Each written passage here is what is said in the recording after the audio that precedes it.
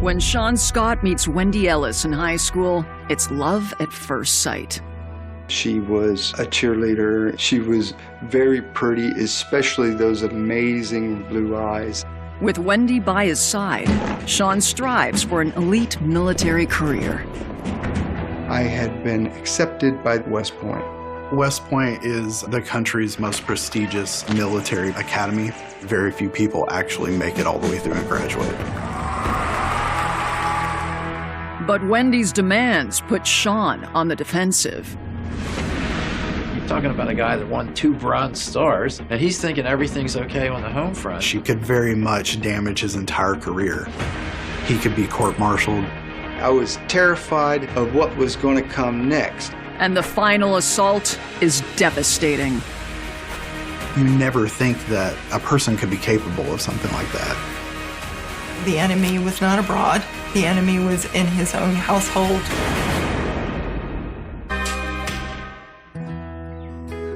I was born in Toccoa, which is also a Cherokee word for the beautiful.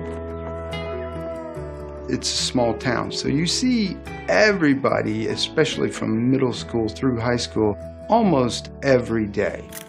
Sean Scott grows up as a devout Southern Baptist in the small town in Georgia where his parents meet in 1973. My mom got pregnant, and they got married out of a sense of obligation to their Christian faith. They got divorced, and my mom met Don the next summer. The gentleman that I call my dad, Don Scott, adopted me in 1981. And I always felt like he dearly loved me. Dad never made me feel any different from the rest of the Scott family. Don marries Sean's mother, and 8 years later, Sean's half-brother Daniel is born. When I was very little, Sean and I were very close. He was my childhood hero. Sean was this rock star. Everyone knew who he was, everyone liked him, everyone was always wanting to talk to him. He was on the football team. That was the #1 football team in the state for many years. I wanted to do nothing more than to be Sean.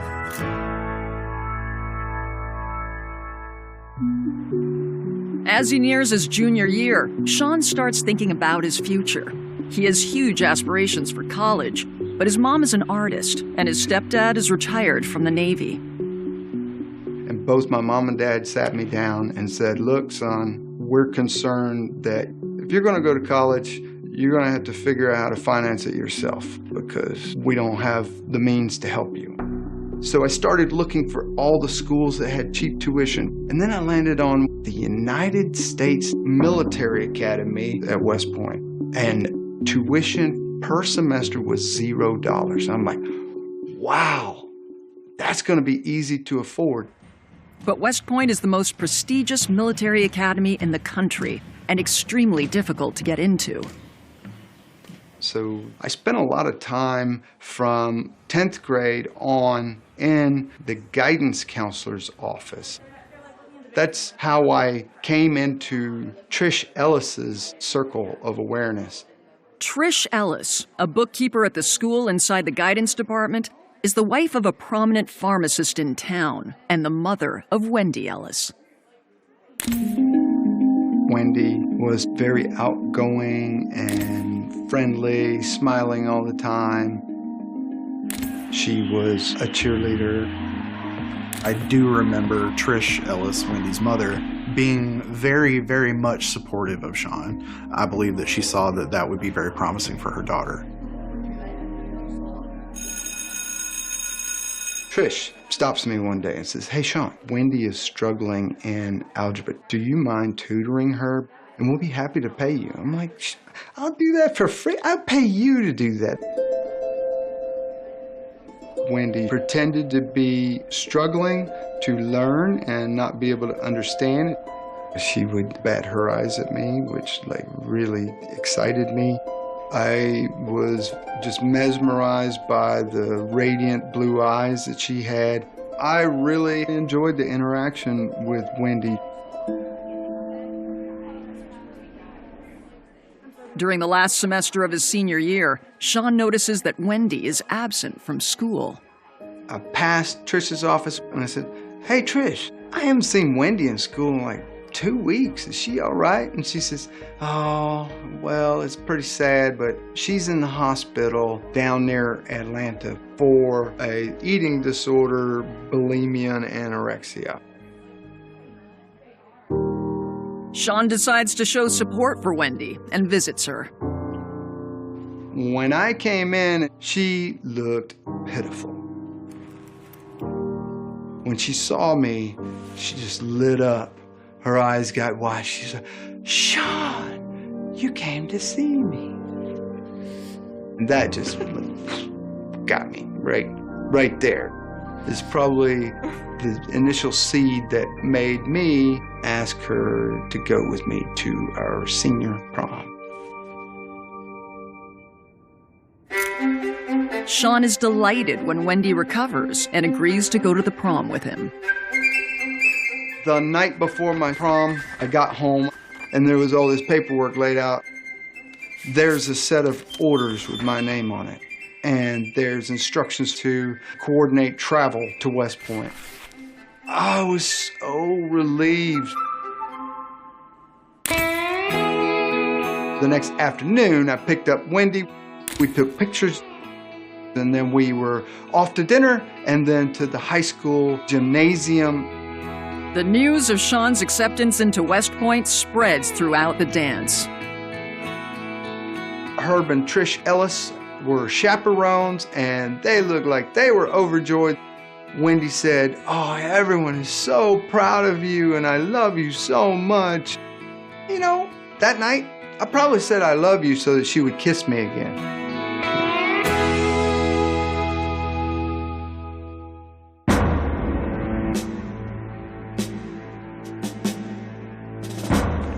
Sean and Wendy grow closer, but once he's at West Point for his freshman year, Sean's schedule is regimented from sunup to sundown. We were busy. Every time we went to the payphones for the privilege of a very brief phone call, my number one priority was to call Wendy. My second priority was to call my parents. Wendy tells Sean she is still struggling with her eating disorder, but being in New York makes it hard for him to help her back home in Georgia. When I was home on leave, Wendy asked me if I would go to one of her psych appointments. I was wholly and consciously aware that Wendy had long-term mental health challenges. I believe that the protective nature of Sean would draw him to try to help someone like her. She's beautiful, she's well-known, the family's well-known, she has a problem, so naturally a protective person like that would want to try to shelter that person and help fix them.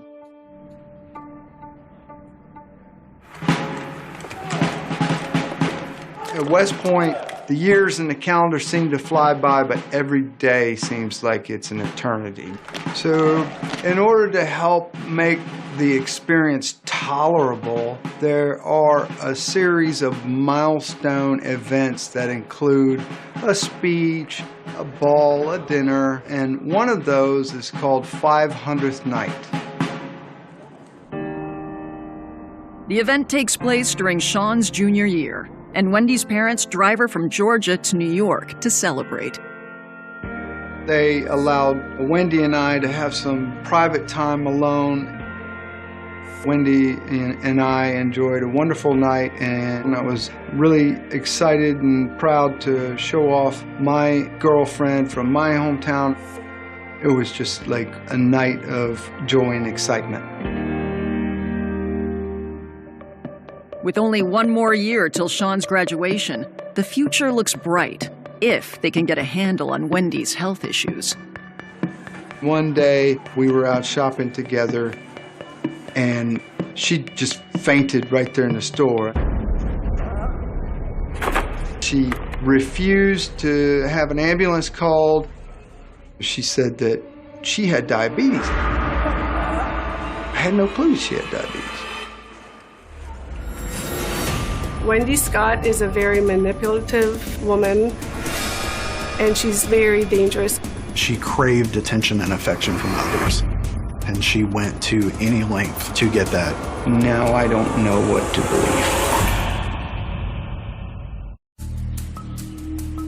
believe. Sean Scott is at West Point when he finds out that his girlfriend Wendy has another serious health complaint. When I found out that Wendy had diabetes, I was very concerned for her health. She told me that the insulin that she had, she did not get from a doctor. Her father got it from his pharmacy that he worked at and gave it to her. Only once did I actually see her inject herself with insulin. I loved her, and I wanted to be a support to her and to help her in any way that I can. Sean seemed happy with Wendy, but there was always something about her that made me feel uncomfortable. There was just always that little feeling in me that just made me feel unsure about her. By Sean's third year at West Point, his relationship with Wendy has evolved. However, he suffers a devastating loss in his family in April 1996 when his stepdad becomes seriously ill.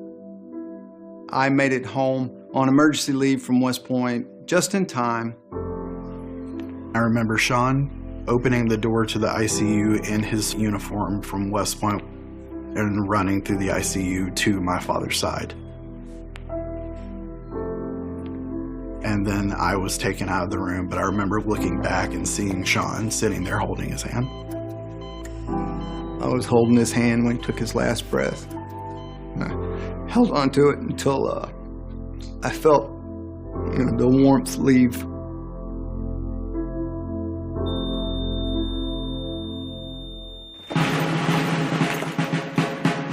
The next year, Sean's stepdad's absence is felt at his graduation from West Point.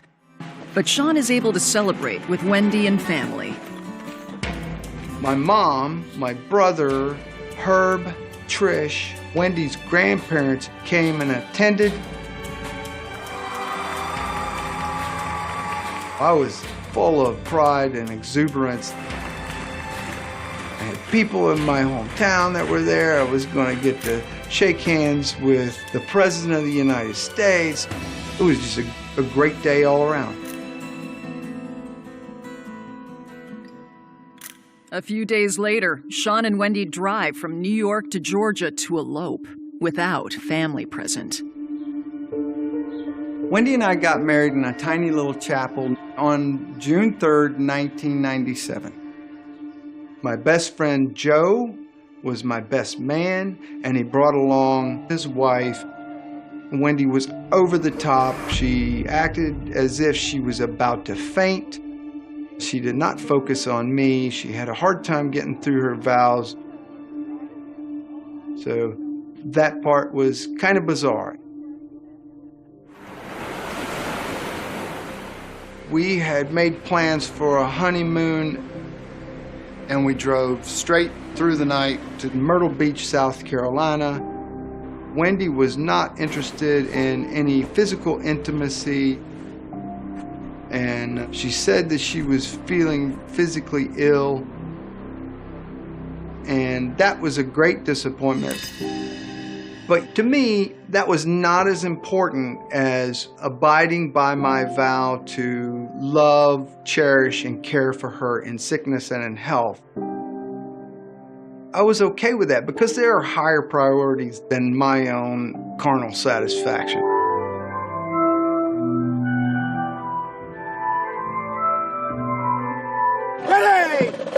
A year later, in 1998, after taking the U.S. Army Engineer Officers course, Wendy and Sean moved to Columbia, Georgia, just a few hours from home. My first permanent duty station in the Army was Fort Benning in Georgia. And we went and did fun things by ourselves and with other people, my West Point classmates included. Later that year, Hurricane Mitch devastates Central America, and Sean is deployed as part of the Army Corps of Engineers. When Sean returns to Fort Benning, he finds Wendy in a health crisis. Wendy had gotten a referral to an oncologist because there were some irregularities in her blood work. She told me, "Oh my God, Sean, what if I have cancer?" And then the oncologist broke the news to me that he felt, in his professional opinion, Wendy had leukemia. I couldn't believe it. It was just another shock. I never shaved my own head, but I helped her shave hers. I rarely cried. I definitely cried tears that dripped on her head while I was helping her shave it. She was so grateful, and we had intimate contact that we hadn't had in months or maybe even in years at that point.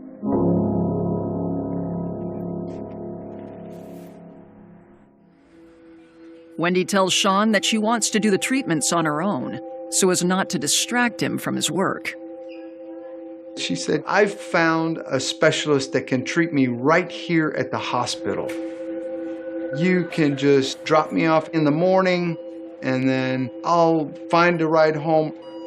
While she was going to chemotherapy, there was less strange behavior, and all the other antics faded away. Wendy starts her treatment, and Sean believes that all is going well, until one day, he is summoned to a meeting with some other Army spouses at Fort Benning. It was a historic home of a colonel, and Wendy was sitting there, and she looked up at me, had a very nervous look on her face, and was very fidgety. You could hear a pin drop. One of the spouses said, "We have discovered that Wendy does not really have cancer. She's been lying to us, and we've all been deeply hurt by this."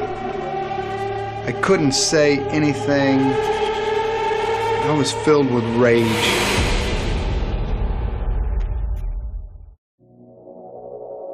Second Lieutenant Sean Scott has been told by a group of Army spouses that his wife Wendy is faking having cancer. I was just devastated, embarrassed. I felt sick to my stomach. I couldn't say anything except, "Thank you for bringing this to my attention. I am so sorry that this happened." I learned that one of the church community saw her at the hospital. She just walked around like a normal person, and she wasn't behaving like she would behave at church, where she would present as if she was deathly ill and unable to perform activities of daily living on her own and needed help. But how did Wendy trick her oncologist into a leukemia diagnosis? I was finally coming to grips with an escalating pattern of behavior. I believe Wendy figured out how to manipulate her body so that her blood work came back such that more than one medical provider was convinced that she had leukemia. He had worked very hard to get to where he was, and he had a very promising career ahead of him. The situation that she put them in could very much damage his entire career. I was committed to her because I considered marriage my bond with Wendy and with God. And I wasn't going to give up on that, and I was determined not to get a divorce. I decided that I was going to monitor and control her behavior as best I could.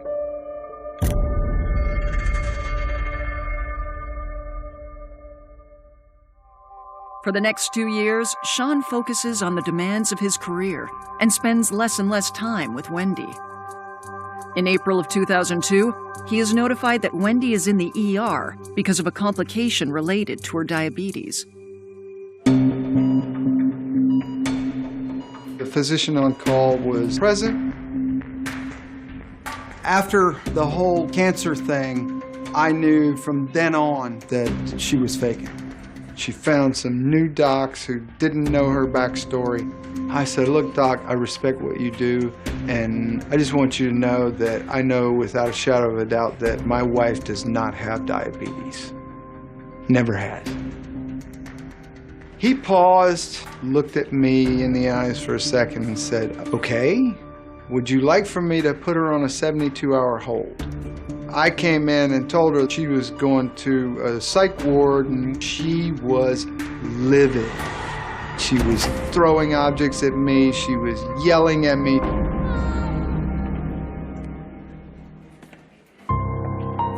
And Wendy has one more bomb to drop. A nurse came in and said, we got your blood results. Wendy was pregnant.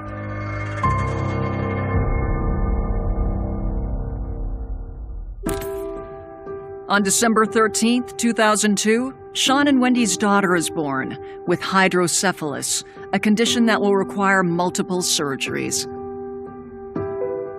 When our daughter was born, Wendy's behaviors regarding her own health just disappeared. It was like magic. I found out that I was deploying. I was amped and energized and excited to exercise my leadership in the role of company commander.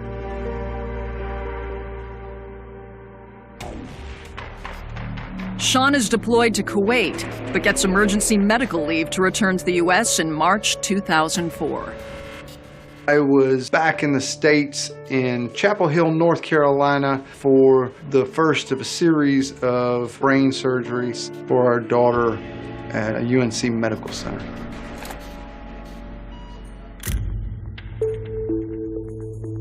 My personal belief is that the hydrocephalus condition, which was diagnosed as Chiari malformation, was congenital. In 2004, my daughter began developing symptoms from vomiting to abnormal eating behavior to constant diarrhea. Sean is now stationed at Fort Detrick, Maryland, so that the family can be close to Walter Reed Medical Center, where their daughter is a frequent visitor. The doctors were unsure as to what exactly was wrong. They were pursuing the option of leukemia, and they were doing everything that they could to help her.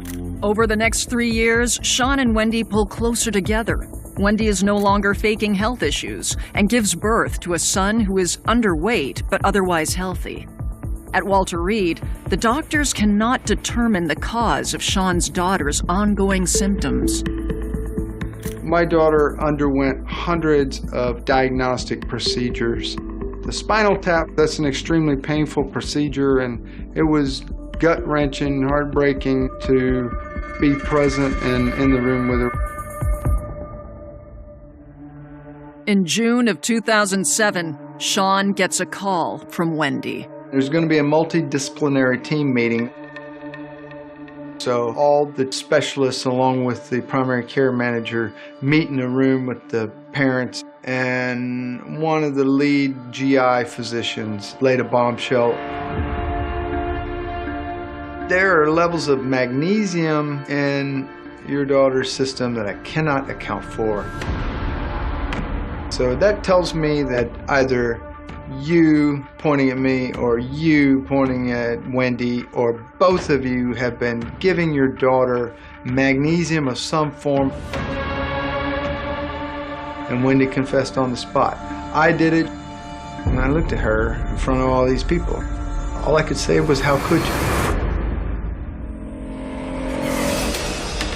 The place that you have to be mentally to do something like that to an innocent little child, you would have to be evil. Sean Scott's 4-year-old daughter has undergone dozens of medical procedures for various health issues since her birth. His wife, Wendy, has now admitted to poisoning her. The state takes custody of the Scott children. Anger doesn't even come close. It's more like rage. I was shocked, stunned, sickened, saddened. I drove Wendy home, and she cried, and she blabbered on to me about how we still have to stick together as a family. And I just looked at her, and I was like, will you shut the up? Or I was going to wreck the car and kill both of us. In June 2007, I received a call from Fort Detrick advising me that they had just received a call from Walter Reed, and they believed they had a child abuse case. They advised that the mother of the child had been confronted by the doctor and actually admitted that she had been poisoning her child and that she was withdrawing blood from the child as well. I knew about Munchausen by proxy, what they call it today, fictitious disorder by proxy. And immediately it triggered into my mind that I may have one of those cases. In a Munchausen by proxy case, the person themselves is Munchausen. And they cause their own illnesses or injuries to gain attention. And normally it's when they can't get attention for themselves anymore that they move on to a child. Agent Smith calls FBI headquarters to talk to a profiler. I knew that I was going to have to approach this interview differently. The behavioral analysis profiler told me to make the interview completely about her, to not talk about her children and the things that she did to the child, but to talk about how it affected her and how it made her feel. Just focus the entire interview on Wendy. I walked in, the chaplain was there, and Wendy Scott was there. You're expecting a monster, but in fact, she actually looks like a little child herself. She comes across very innocent, very naive, someone that you want to protect. Wendy showed absolutely no remorse during the interview. I realized that I did, in fact, have a Munchausen by proxy case, that she was truly injuring her child to gain attention for herself. And so my goal at that point was to get as much evidence as I could. I was able to get consent from Wendy to search the house. The home that the Scotts lived in was in a very nice area. The house was very organized and clean. Similarly, so was the victim child's bedroom. It was a beautiful bedroom. It looked like she cared very deeply for this child by the way that the room was presented. I spoke to the team leader of our evidence response team that went directly to the kitchen trash can. And sure enough, at the top of the trash can was a large bottle of milk and magnesia. And I saw a red hazmat box, the type you find in a doctor's office where you put expended syringes in. And inside were 5 syringes with blood in them.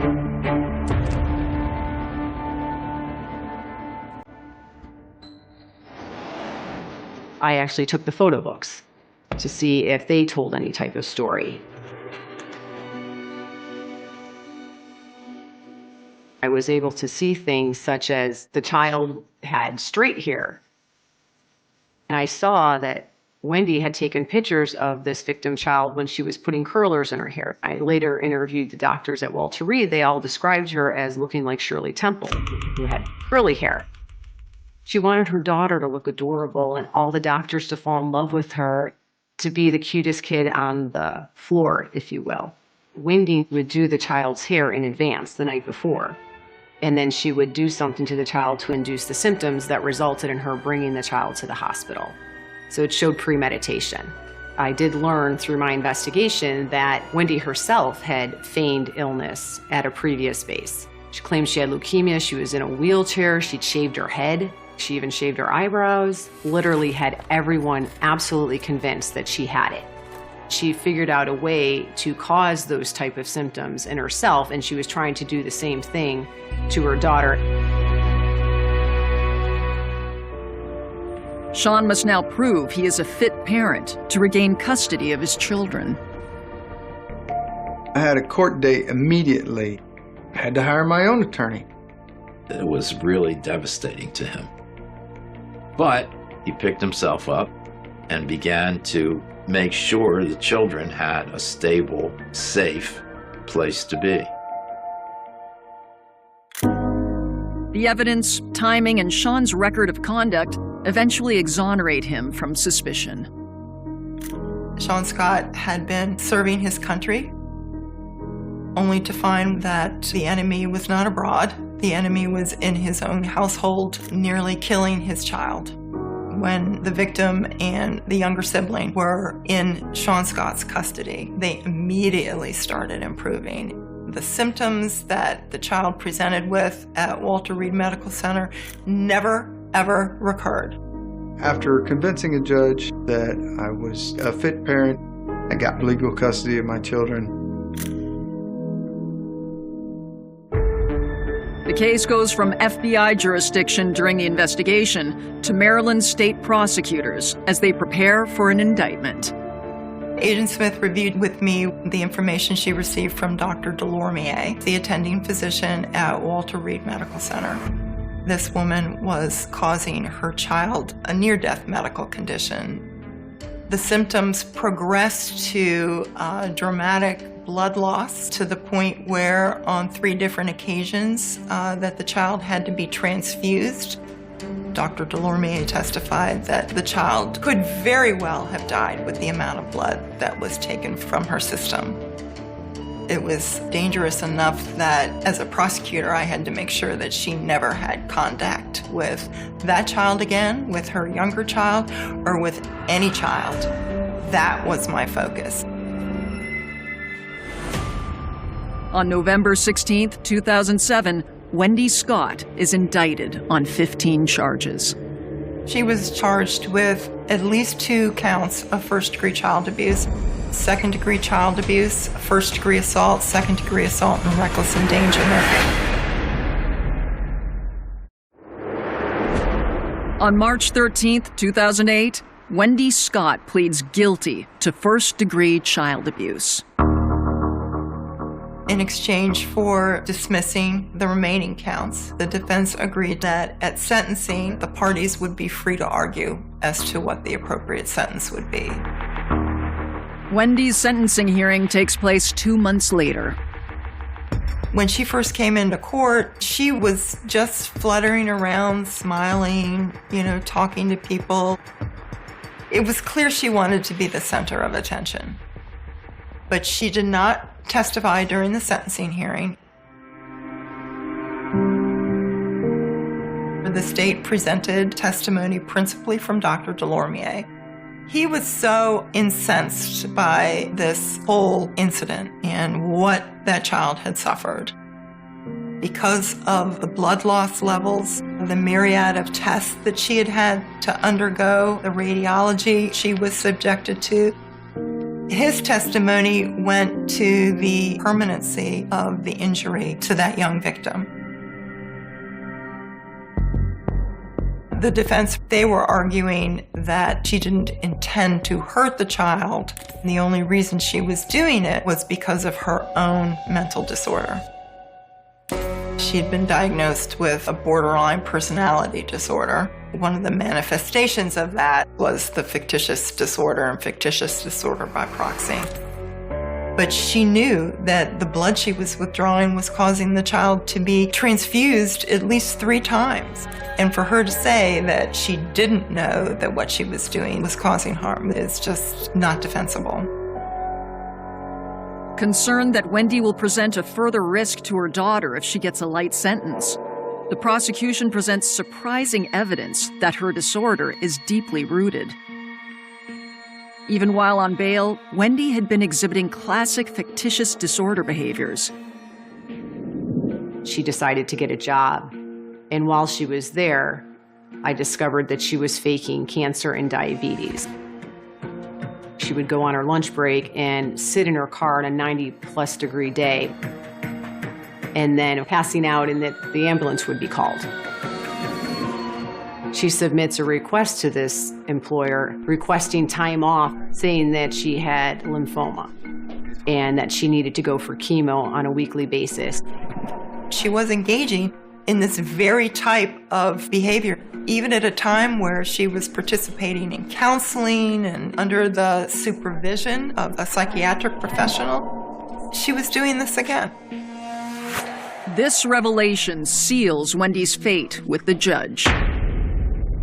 The judge sentenced her to 15 years of active incarceration and 5 years of supervised probation. I had finally come to the realization that she was never going to stop doing this.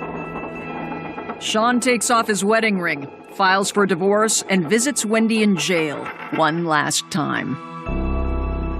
Within a couple of seconds of visiting her, and she looked down and she held my hand and she said, "Why did you take off your ring? Someone will fall in love with you. You can't do that." So I was just like, "I'm sorry." And she's like, "I think you need to go."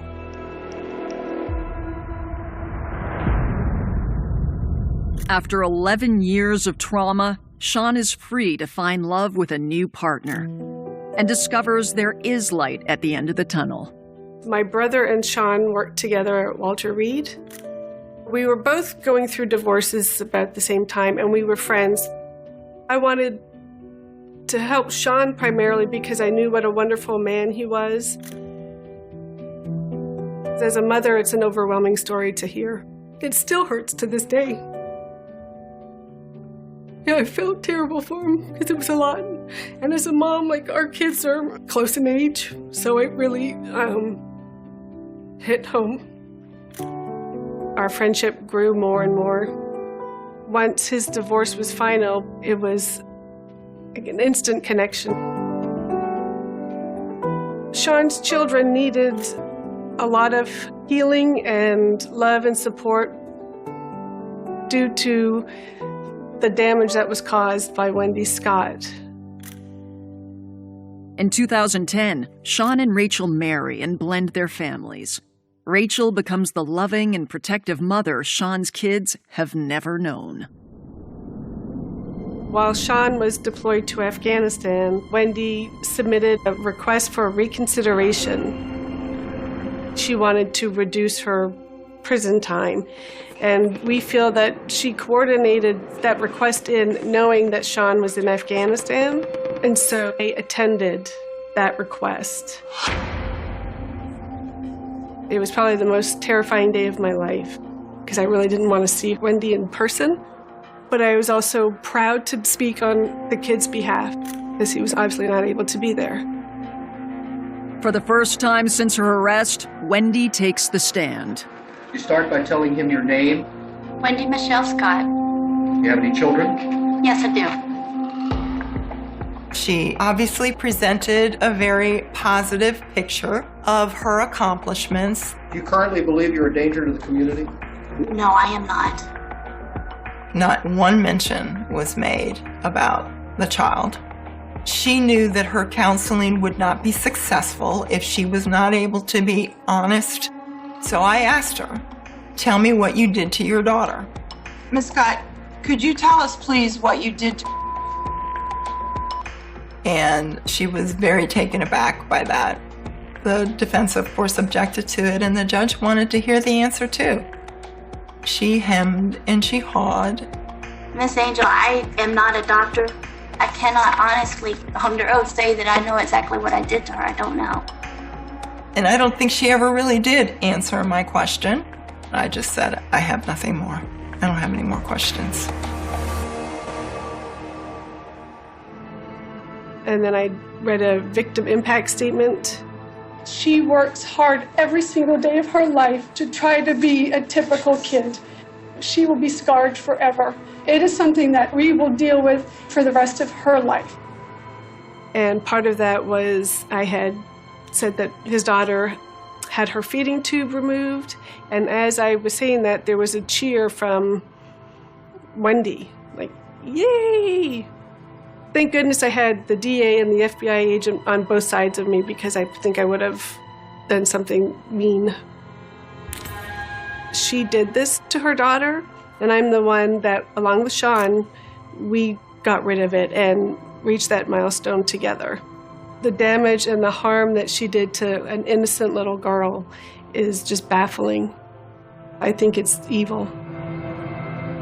Ms. Scott, that sentence I imposed then was appropriate, and it remains appropriate. You nearly killed her, and your motion to modify is denied.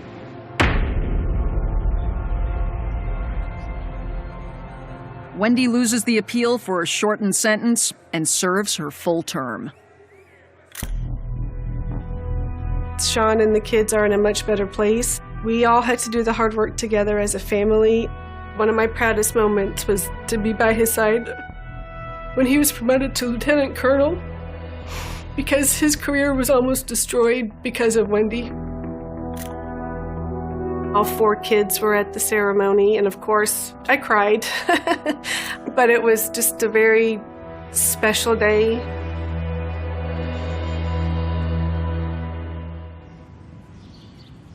Sean is a proud and intensely private man, but he tells his story to warn others. I'm at peace with it now. I'm okay.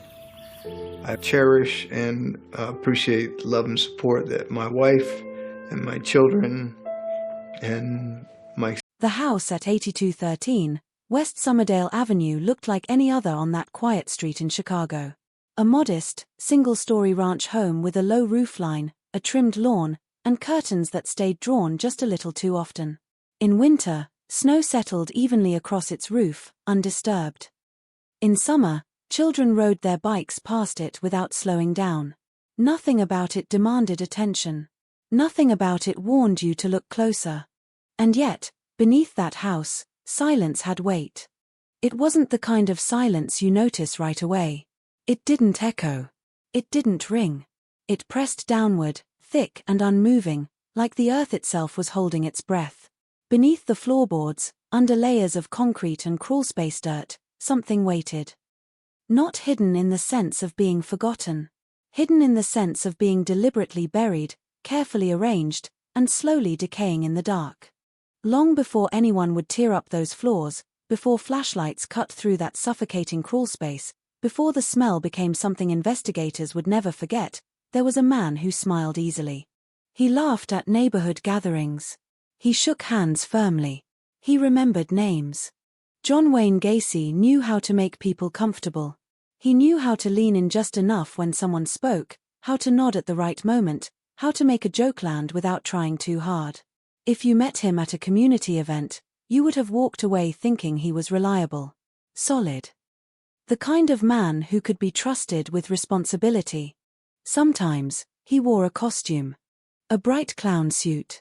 Red stripes. Blue accents. White face paint stretched tight across his features. A painted smile wider than any real one could be. Children clapped when he entered a room. Parents relaxed when they saw him kneel down to talk to their kids, balloon animals twisting in his hands. He called himself Pogo the Clown. Under the makeup, his eyes didn't change. But no one was looking for that. Because evil, when it's real, doesn't announce itself. It doesn't arrive with thunder or shadows stretching across walls. It moves quietly. It blends. It waits for the moment when trust is easiest to give and hardest to question. In the early 1970s, Chicago was a city alive with movement. Construction sites dotted the suburbs.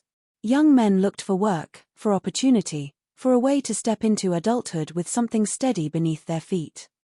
Jobs didn't always come easily, but when someone offered one, cash, quick, uncomplicated, you took it. Especially if the man offering seemed successful. Especially if he seemed normal. Gacy owned a construction business. He hired young men, sometimes teenagers, often from vulnerable backgrounds.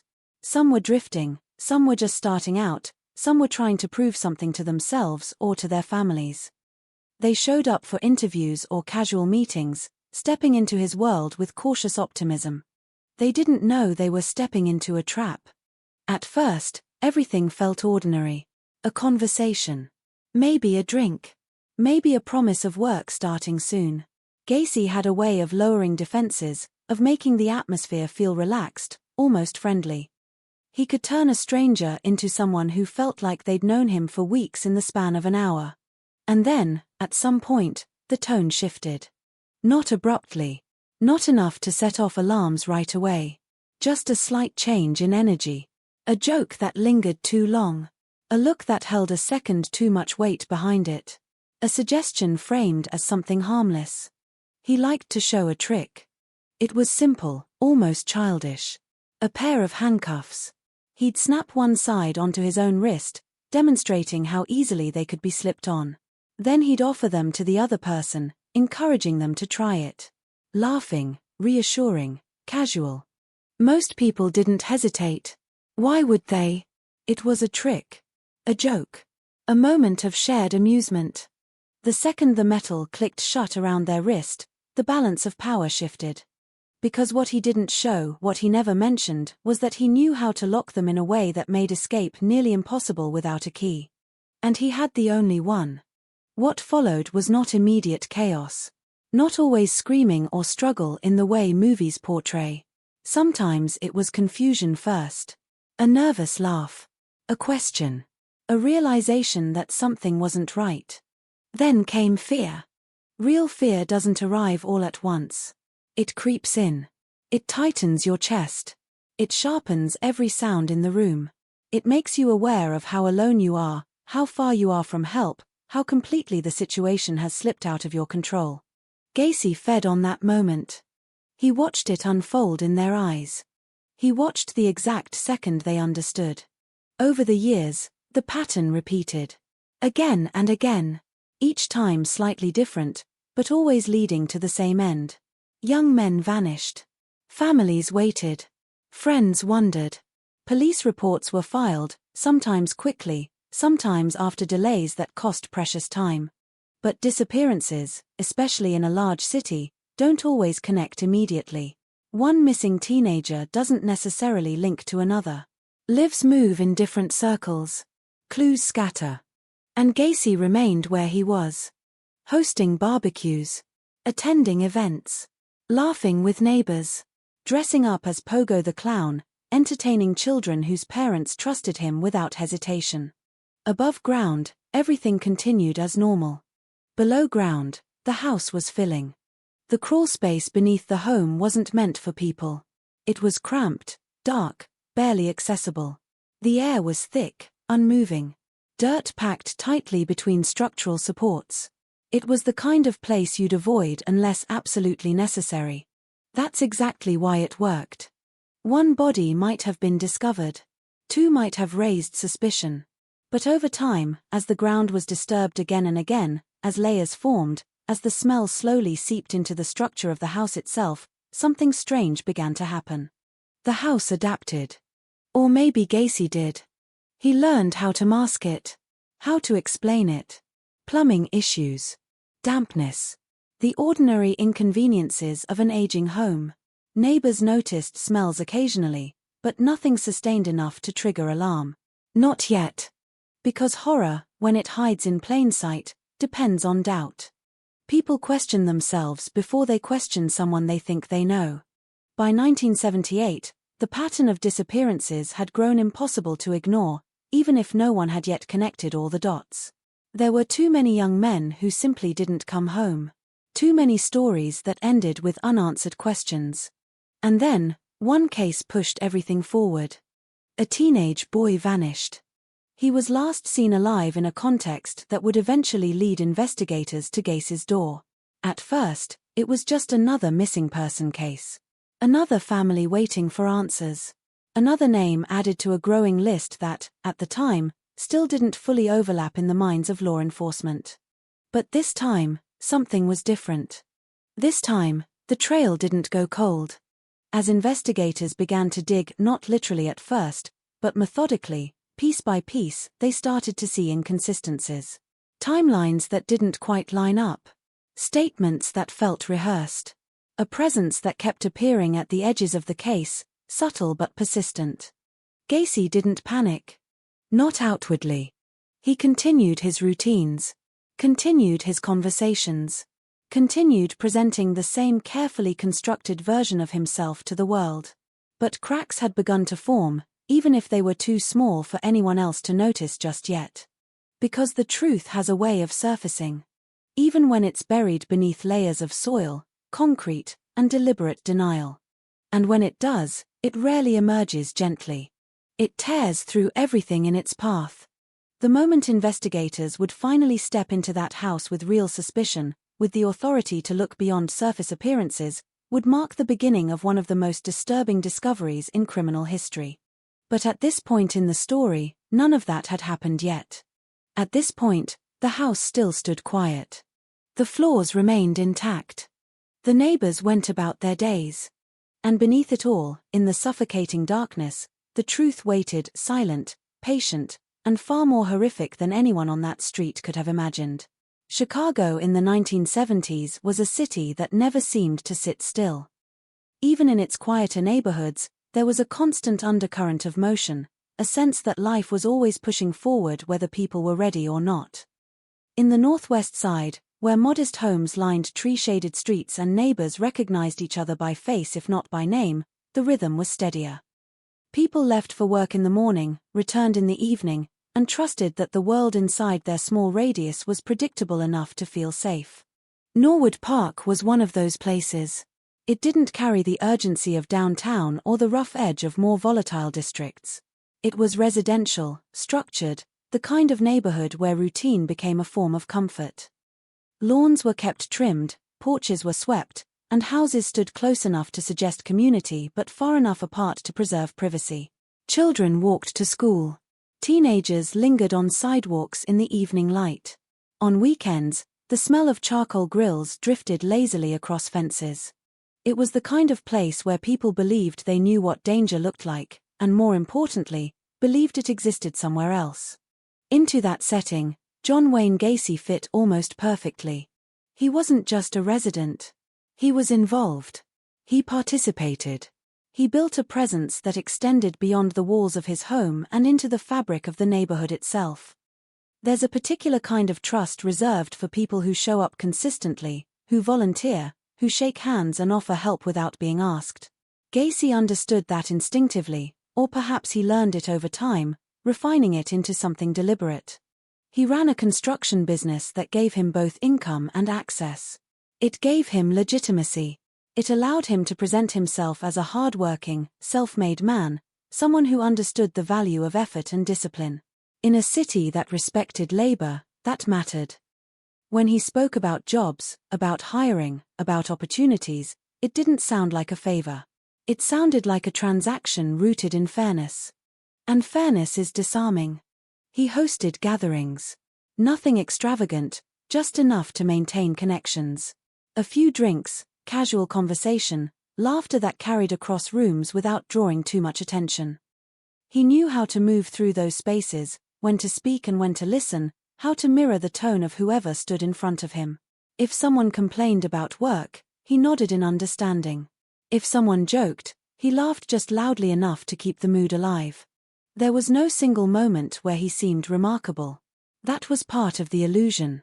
He blended into the expectations people had of someone like him. Even his home reinforced that image. 8213, West Somerdale Avenue didn't stand out architecturally or visually. It looked lived in, maintained, ordinary. The kind of place you might visit for a casual evening and leave without remembering specific details. The furniture was arranged the way most homes were, functional and unremarkable. The kitchen carried the familiar signs of use. The living room was a space for conversation, not for display. Nothing about it invited suspicion. But environments don't just exist physically. They exist psychologically. A house becomes what people believe it to be, and for those who entered Gacy's home, it was a place of temporary comfort, a stepping stone toward something else. A job. A connection. A small advancement in a life that might have felt uncertain. Many of the young men who crossed that threshold came from places where stability wasn't guaranteed. Some were working class, trying to earn enough to get by. Others were in transitional stages, moving between adolescence and adulthood without a clear map. They were at an age where opportunity mattered, where a single offer could shift the direction of their lives, even if only slightly. And Gacy offered that. He didn't present himself as a savior. That would have been too obvious.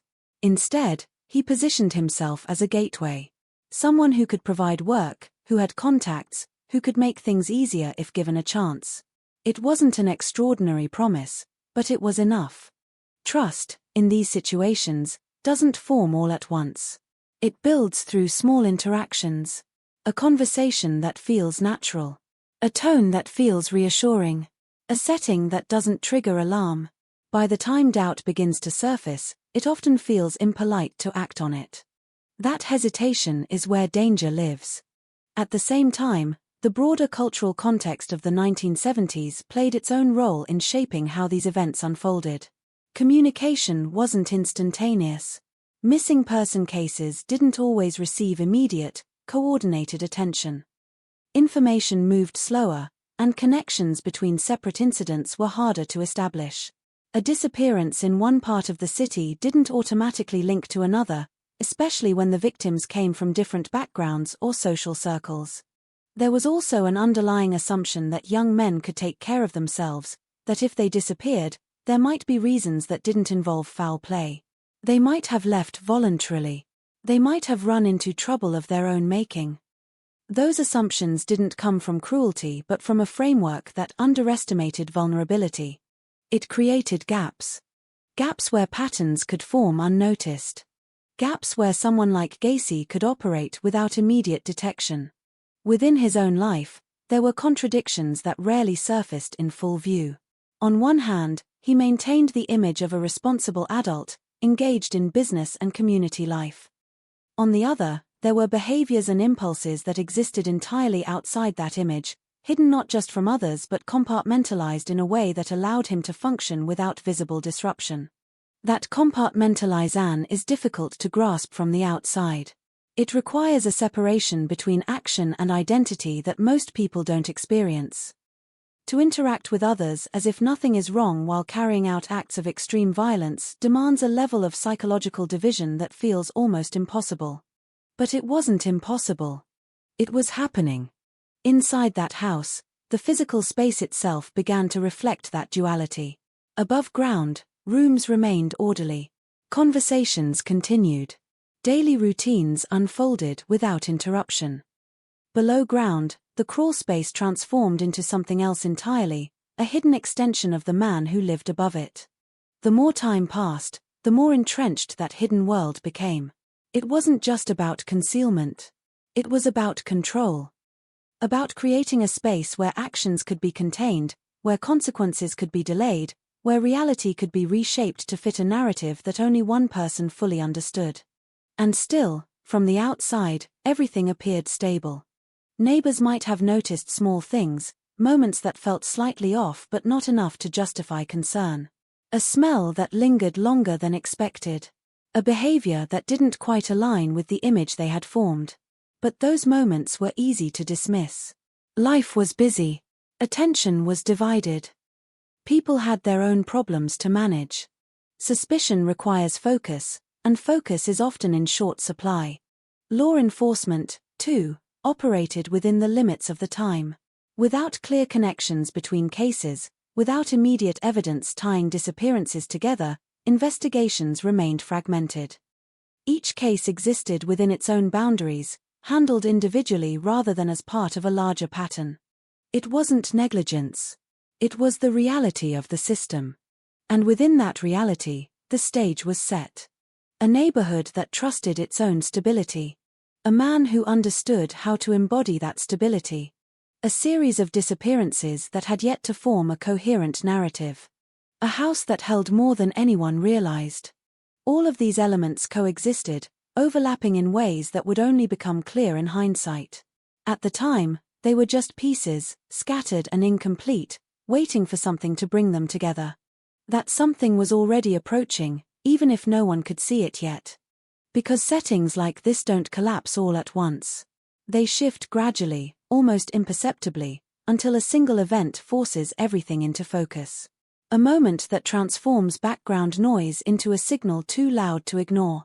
And when that moment arrived, the quiet certainty of Norwood Park would fracture, revealing a reality that had been there all along, hidden beneath routines, beneath trust, beneath the ordinary surface of a street that had never imagined what lay beneath one of its homes. There is a particular kind of silence that settles over a home when someone doesn't come back. It doesn't arrive all at once. It builds slowly, threading itself through ordinary moments until everything begins to feel slightly off, slightly incomplete. A chair left empty at dinner. A light that stays on longer than usual. A phone that is checked too often, each time with a quiet hope that quickly dissolves into something heavier. For the families of the young men who disappeared during those years, that silence became a constant presence. They weren't statistics. They weren't just names on reports or faces in photographs taped to bulletin boards. They were sons, brothers, friends. They had routines, habits, small details that made them recognizable to the people who loved them. The way one of them always left his shoes near the door instead of putting them away. The way another would hum absent-mindedly when he was thinking. The way someone else laughed too loudly at jokes that weren't even that funny. Those details don't disappear when a person does. They linger, echoing through spaces that suddenly feel too large. Many of the victims shared something else in common, something less visible but equally important. They were at the edges of stability. Not necessarily lost, not necessarily broken, but navigating a world that didn't always offer clear paths forward. Some had dropped out of school. Some were working jobs that paid just enough to get by. Some were searching, not just for income, but for direction. Opportunity, when it appeared, carried weight. A job offer wasn't just about money. It was about movement. About the possibility of stepping into something more secure, more defined. When someone like John Wayne Gacy extended that offer, it came wrapped in credibility. He had a business. He had a home. He had connections. From the outside, he looked like someone who had already figured things out. For a young man trying to do the same, that mattered. One of them was a teenage boy who had plans, even if they were still forming. He lived with his family, shared meals, moved through daily life with the casual confidence of someone who believed time was on his side. He wasn't reckless. He wasn't naive in a way that made him careless. But like many at that age, he trusted the world more than he questioned it. When he left the house that day, there was no sense that anything unusual was about to happen. No hesitation at the door. No lingering goodbye that felt heavier than the others. Just the assumption that he would return, that the day would unfold in predictable ways. His family carried on with their routines. Hours passed. Then more. At first, the delay didn't seem alarming. People run late. Plans change. Life doesn't always follow a strict schedule.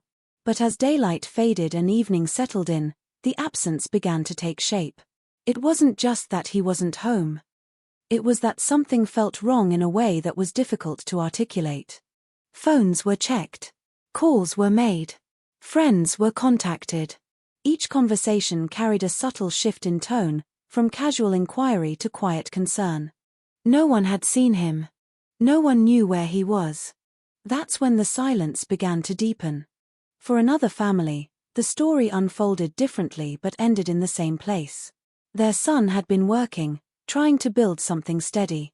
He talked about jobs, about opportunities that might lead somewhere better.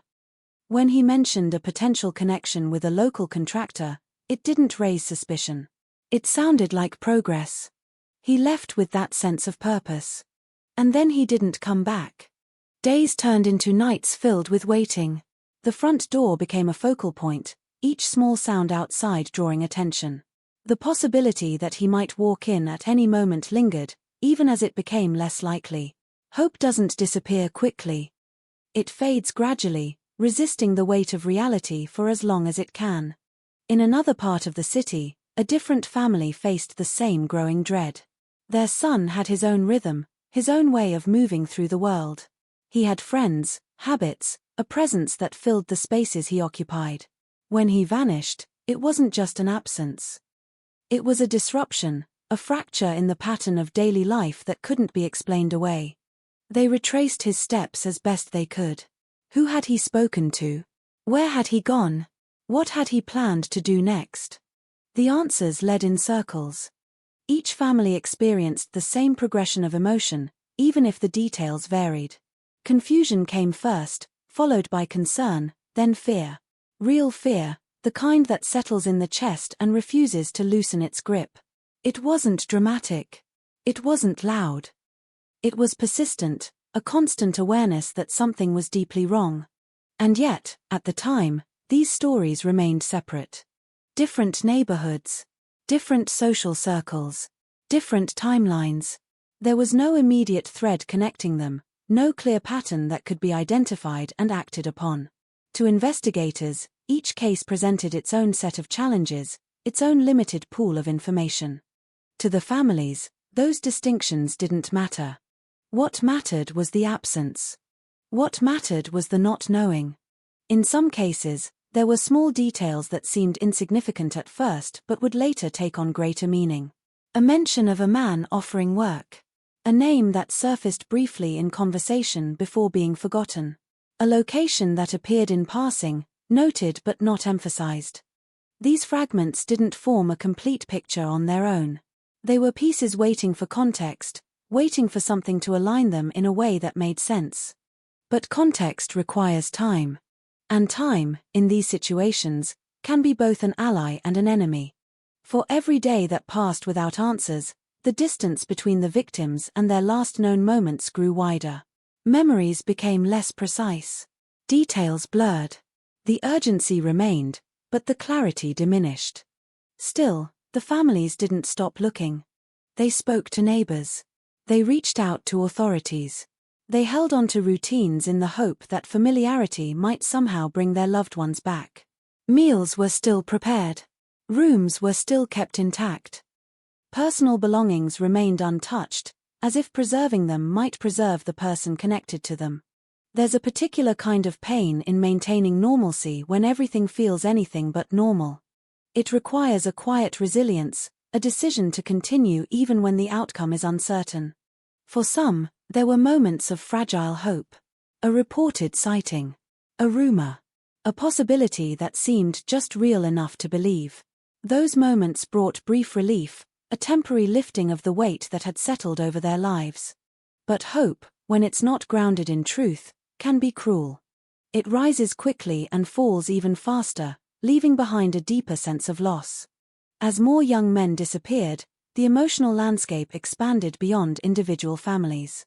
Communities began to feel the ripple effects, even if they didn't fully understand the source.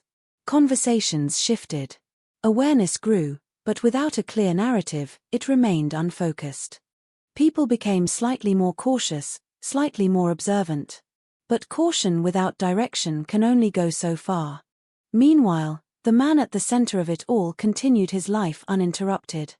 He interacted with people who had no idea how close they were to something unimaginable. He moved through his routines with the same practiced ease, maintaining the image he had carefully constructed. If he felt pressure, if he sensed the gradual tightening of circumstances around him, it didn't show in a way that others could detect. That was part of what made the situation so deeply unsettling. The victims had lives filled with small, human details, connections that defined who they were. Their absence left spaces that could never be fully filled. And the person responsible for those absences remained present, visible, and trusted. It's easy, in hindsight, to look for signs, for moments where things could have been different. To ask questions about what might have been noticed sooner, what might have been connected earlier. But at the time, those possibilities were hidden within the complexity of real life, obscured by assumptions and limitations that shaped how people understood the world around them. For the families, those questions would come later. At this stage, there was only the waiting. The quiet, relentless waiting. And the growing realization that something had taken their loved ones in a way that defied explanation, leaving behind not just absence, but a silence that no amount of searching could immediately break. It never began with violence. That was the part that made it so effective, so dangerously ordinary. There was no sudden lunge, no immediate threat that would trigger instinctive resistance. Instead, it began with conversation, with something that felt harmless enough to accept. A job opportunity. A casual meeting. A promise of money that could solve a short-term problem or open a small door toward something better. The young men who stepped into that space didn't feel like they were walking into danger. They felt like they were stepping into possibility.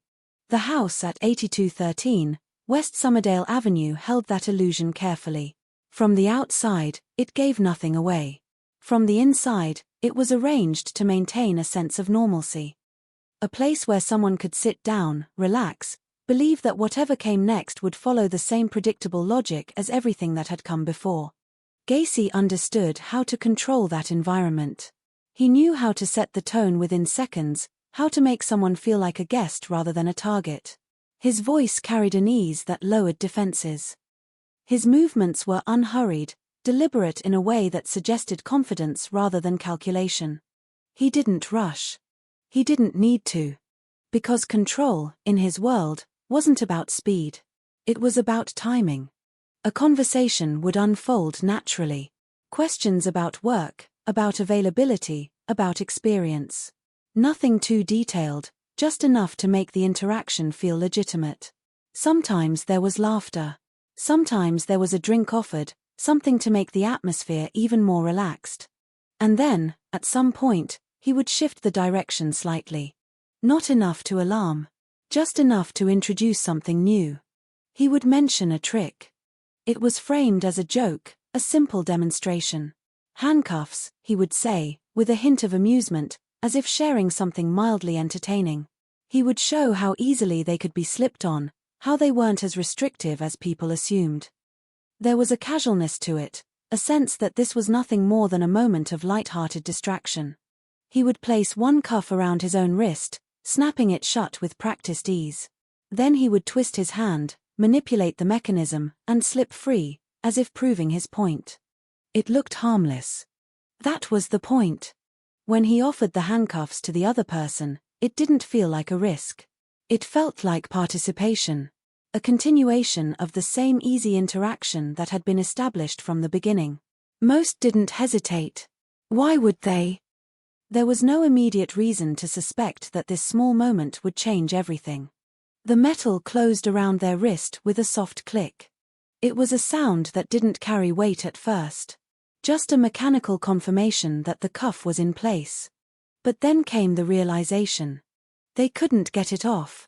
At first, there might have been a laugh, a brief attempt to mimic what he had just done. A twist of the wrist, a slight adjustment, a second try. The expectation that it would work, that this was still part of the same harmless demonstration. It didn't work.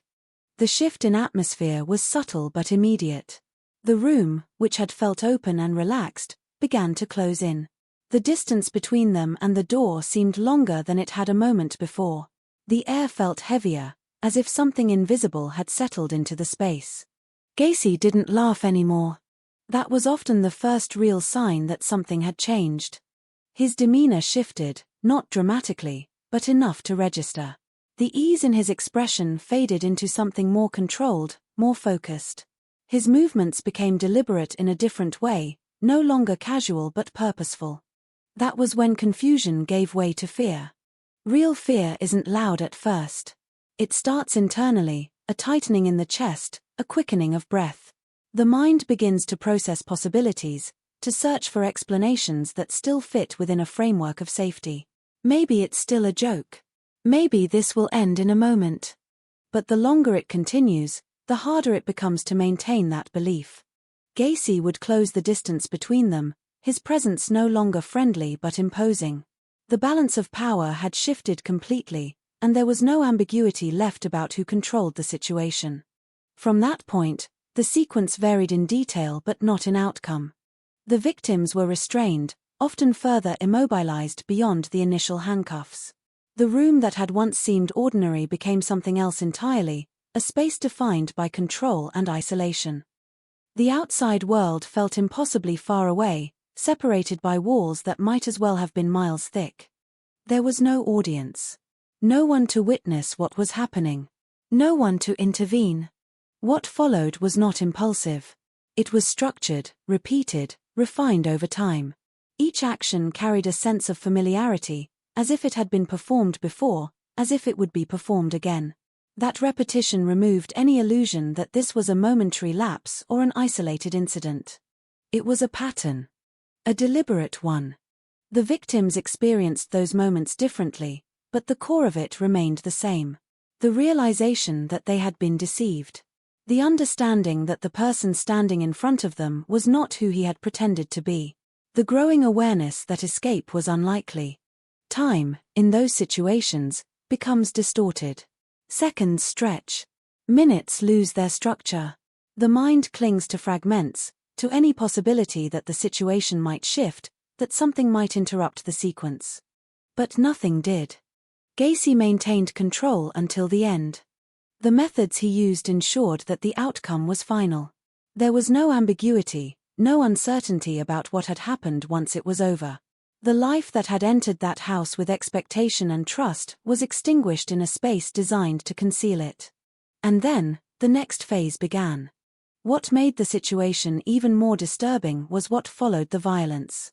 There was no immediate panic, no frantic attempt to dispose of evidence in a way that suggested fear of discovery. Instead, there was a process, methodical and controlled. He moved the bodies into the crawl space beneath the house. That space, already confined and hidden, became a repository. Each time the ground was disturbed, each time a new body was placed beneath the structure, the reality of what was happening grew more entrenched, more difficult to reverse or expose. The physical act of burying them was laborious, but it was also part of the control he maintained. It ensured that the evidence remained within his domain, literally beneath his feet. It allowed him to continue his life above, separated from what lay below by a thin layer of flooring and a much thicker layer of denial. As the years passed, the pattern repeated. Different faces. Different names. Different stories that all led to the same place. Each victim brought their own life into that house, their own set of experiences, relationships, and expectations. And each time, those lives ended in a way that erased their presence from the outside world, leaving behind only absence and unanswered questions. The repetition didn't dull the impact. It reinforced it. Because with each incident, the gap between appearance and reality widened. Above ground, Gacy continued to exist as a member of the community. He attended events, interacted with neighbors, maintained his business. There was no visible accumulation of what he had done. No outward sign that the house he returned to each day contained something profoundly wrong. Below ground, the evidence grew. The crawl space became more than just a hidden area. It became a physical manifestation of the secret he carried, a place where the consequences of his actions were contained but not erased. And still, no one knew. Not in a way that connected all the pieces. The disappearances continued to be investigated individually, each case unfolding within its own limited scope. Without a clear link, without a central figure identified, the pattern remained just out of reach. But patterns, once they reach a certain point, begin to exert pressure. They create inconsistencies that are harder to ignore. They generate questions that demand more than surface-level answers. They push against the boundaries that have kept them hidden. By the time 1978 approached, that pressure had built to a level that could no longer be contained indefinitely. The incidents themselves had already happened. The victims had already been taken. The house had already become something far darker than anyone could imagine. What remained was the moment when all of it would be brought into the light. And when that moment came, it wouldn't just reveal a series of crimes. It would reveal a system. A carefully constructed sequence of deception, control, and concealment that had operated in plain sight, hidden not by distance or complexity, but by the simple, devastating fact that no one had yet seen it clearly enough to stop it. The shift began with a single absence that refused to settle into the background. Up until that point, disappearances had existed in fragments, each one painful, each one urgent to the people directly affected, but still disconnected in the broader picture. There were reports, there were questions, but there was no single thread pulling everything tight enough to force a deeper look. Then a teenage boy vanished, and something about his case resisted the usual patterns of fading away. He had been seen. He had been somewhere specific. There was a last known interaction that didn't dissolve into uncertainty the way so many others had. It was as if, for the first time, The timeline held together just long enough to point in a direction instead of collapsing into silence. Investigators followed that direction carefully at first, then with increasing focus. Every detail mattered. Where he had been, who he had spoken to, what he had planned to do next. The process was methodical, not dramatic, built on small confirmations rather than sudden breakthroughs. A name surfaced. At first, it didn't carry the weight it would later hold. It was just part of the landscape of the case, another person to speak to, another potential source of information. But as the timeline was reconstructed, as statements were compared and re-examined, that name didn't fade. It remained. And gradually, it moved closer to the center. John Wayne Gacy became more than a peripheral figure. He became someone who needed to be understood more clearly. Not accused, not yet, but examined. His connection to the missing boy, however brief or indirect it might have seemed at first, was enough to justify a closer look. When investigators approached him, he was composed. He answered questions. He provided explanations. He maintained the same demeanor that had carried him through countless social interactions. There was nothing overtly alarming in the way he spoke, nothing that immediately confirmed suspicion. If anything, his willingness to engage reinforced the image he had built over the years. But something didn't align. It wasn't a single contradiction that stood out. It was a collection of small inconsistencies, details that didn't quite fit together when placed side by side. Timelines that shifted slightly depending on how they were described. Statements that felt rehearsed, as if they had been prepared rather than recalled. Individually, those inconsistencies might not have meant much. Together, they created a subtle but persistent sense that something was being concealed. Investigators didn't rely on instinct alone. They needed evidence, something tangible that could justify moving beyond conversation and into action. Surveillance began, quiet and controlled. They observed his movements, his routines, looking for anything that might confirm or challenge the growing suspicion. What they saw was, on the surface, unremarkable. He went about his life as usual. He worked. He interacted with people. He returned to his home. There were no obvious signs of panic, no abrupt changes in behavior that would suggest he felt threatened or exposed. That, in itself, was unsettling. Because if he was connected to the disappearance, if there was something beneath that composed exterior, it meant he was capable of maintaining it under pressure. Eventually, the investigation reached a point where observation was no longer enough. They needed access to the space he controlled. The house. Obtaining that access required careful preparation. Legal authorization. Justification that could withstand scrutiny. The process took time, but once it was in place, there was a sense that something significant was about to happen, even if no one could yet define what that something would be. When investigators first entered the house with authority, the atmosphere shifted immediately. It wasn't visible in any dramatic way. The rooms looked as they always had. Furniture in place. Surfaces clean. Nothing overturned, nothing chaotic. It was still, in every outward sense, an ordinary home. But perception changes when you enter a space with suspicion instead of trust. Details that might have been ignored before became more noticeable. The way certain areas felt slightly off. The way the air carried a faint, unpleasant undertone that wasn't strong enough to identify immediately but was difficult to ignore once noticed. It was a smell. Not overwhelming at first, not distinct enough to define, but present. Lingering in a way that suggested it wasn't recent. It clung to the environment, woven into the structure of the house itself. Investigators moved through the rooms carefully, documenting, observing, noting anything that might stand out. They weren't yet certain what they were looking for, but the sense that something was wrong had begun to take form. The source of the smell became a focal point. It seemed to emanate from beneath the house, from the crawl space that lay hidden below the main floor. Accessing it wasn't straightforward. It required opening a small entry point, a passage that led into a confined, dark area not designed for regular use. When that entry was opened, the smell intensified. There was no longer any ambiguity. It was the kind of odor that doesn't need explanation, the kind that triggers an immediate, instinctive reaction. It carried weight, thickness, something organic and wrong.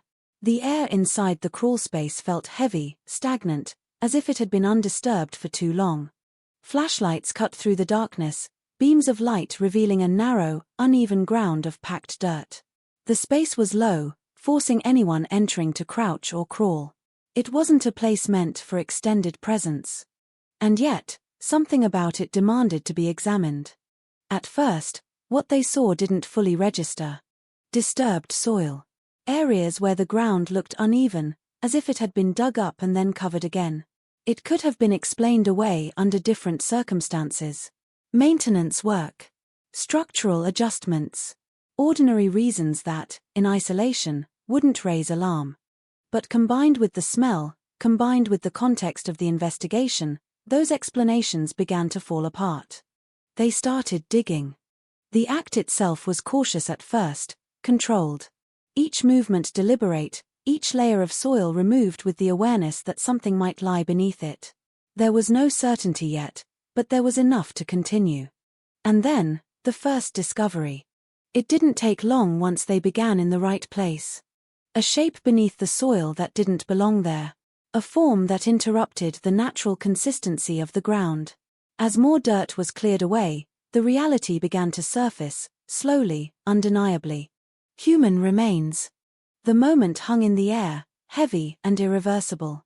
Whatever uncertainty had existed before was gone. This was no longer a question of whether something had happened.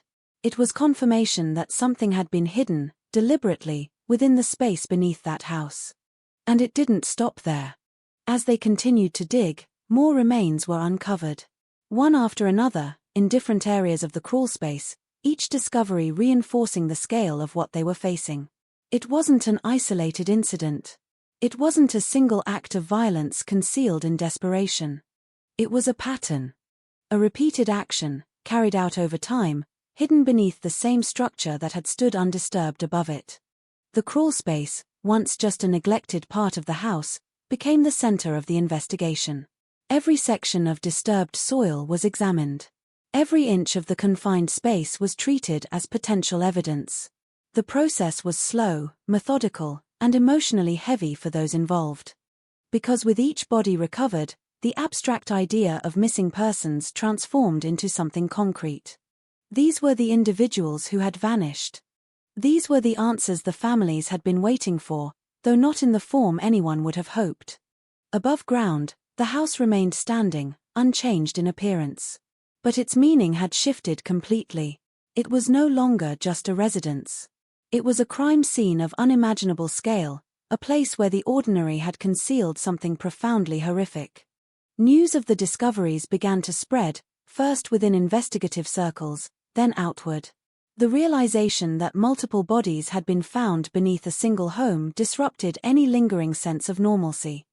It forced a re-evaluation of everything that had been assumed about the case, about the man connected to it, about the neighborhood itself. The quiet street in Norwood Park was no longer just a place where people lived.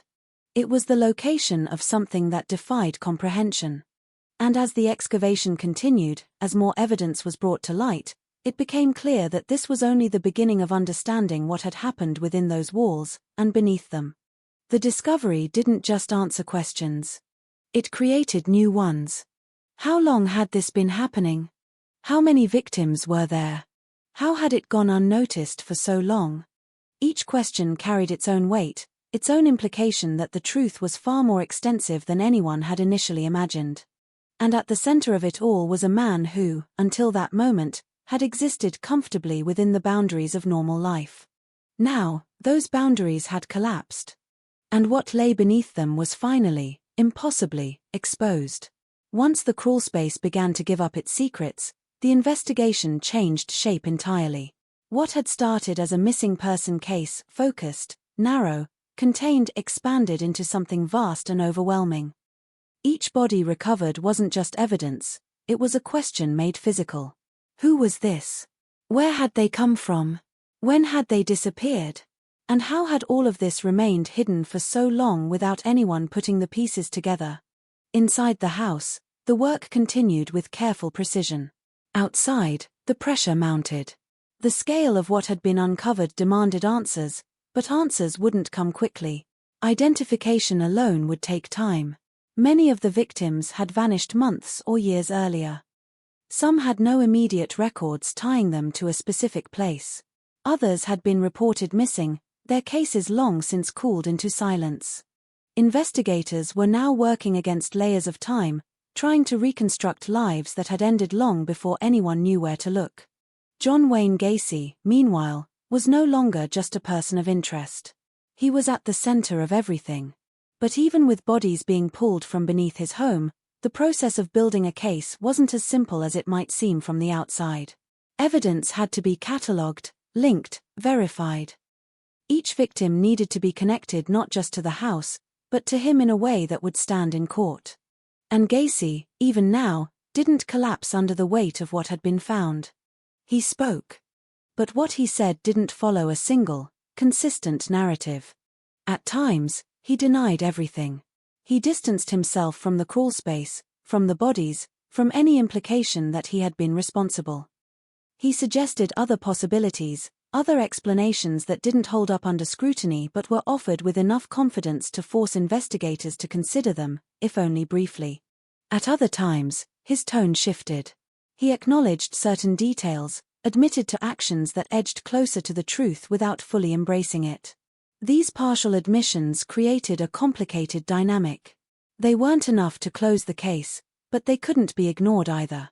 It was as if he was testing the boundaries of what could be said, what could be withheld, how much control he could maintain even as the situation tightened around him. For investigators, this created a series of challenges. They couldn't rely solely on his statements. Every claim had to be verified independently. Every timeline had to be cross-checked. Every name, every detail, had to be placed within a framework that made sense beyond his words. At the same time, they began to revisit older cases. Missing persons reports that had once seemed isolated were now re-examined with a new perspective. Names were pulled from files, dates compared, locations mapped. Slowly, patterns began to emerge. Young men. Similar age ranges.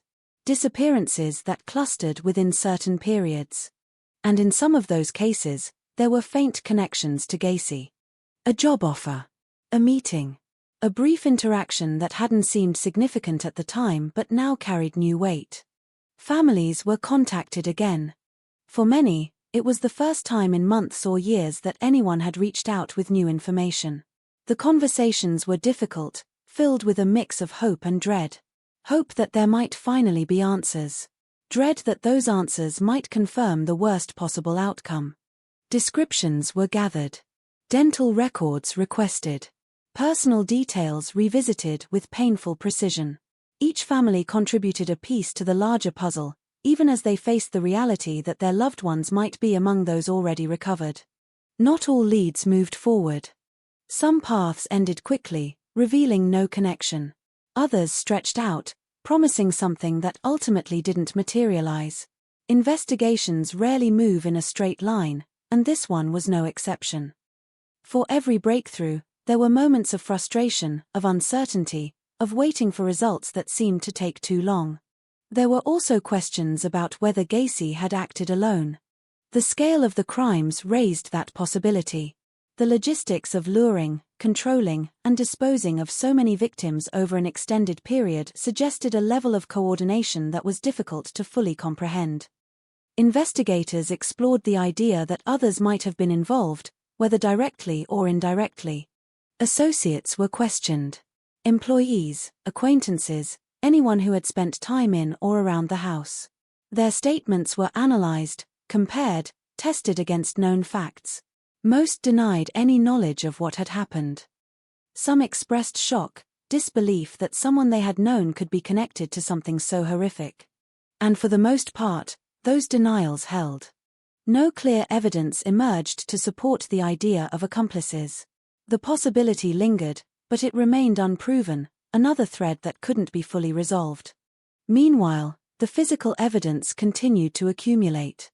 Items recovered from the house. Fibers. Personal belongings that might be linked to victims. Each piece was catalogued, stored, examined. The process was meticulous, driven by the need to build a case that could withstand scrutiny from every angle. Forensic work became central. Identifying the victims was a priority, not just for the investigation, but for the families waiting for answers. It required patience, attention to detail, and a willingness to confront the reality of what had been done repeatedly, day after day. As identities were confirmed, the scope of the case became clearer. This wasn't a series of isolated incidents. It was a sustained pattern of predatory behavior, carried out over years without interruption. Each confirmed victim added weight to that understanding, reinforcing the need to account for every disappearance that might be connected. Gacy's behavior during this time remained controlled in a way that continued to unsettle those involved. He didn't display the kind of visible breakdown that might have been expected. There were moments of tension, moments where his composure slipped slightly, but overall, he maintained a level of engagement that suggested he still believed he could influence the outcome. He spoke with investigators for extended periods, offering details, then retracting them, shifting his narrative in ways that complicated the process. It was a form of control, an attempt to shape the story even as evidence mounted against him. For investigators, it required constant adjustment.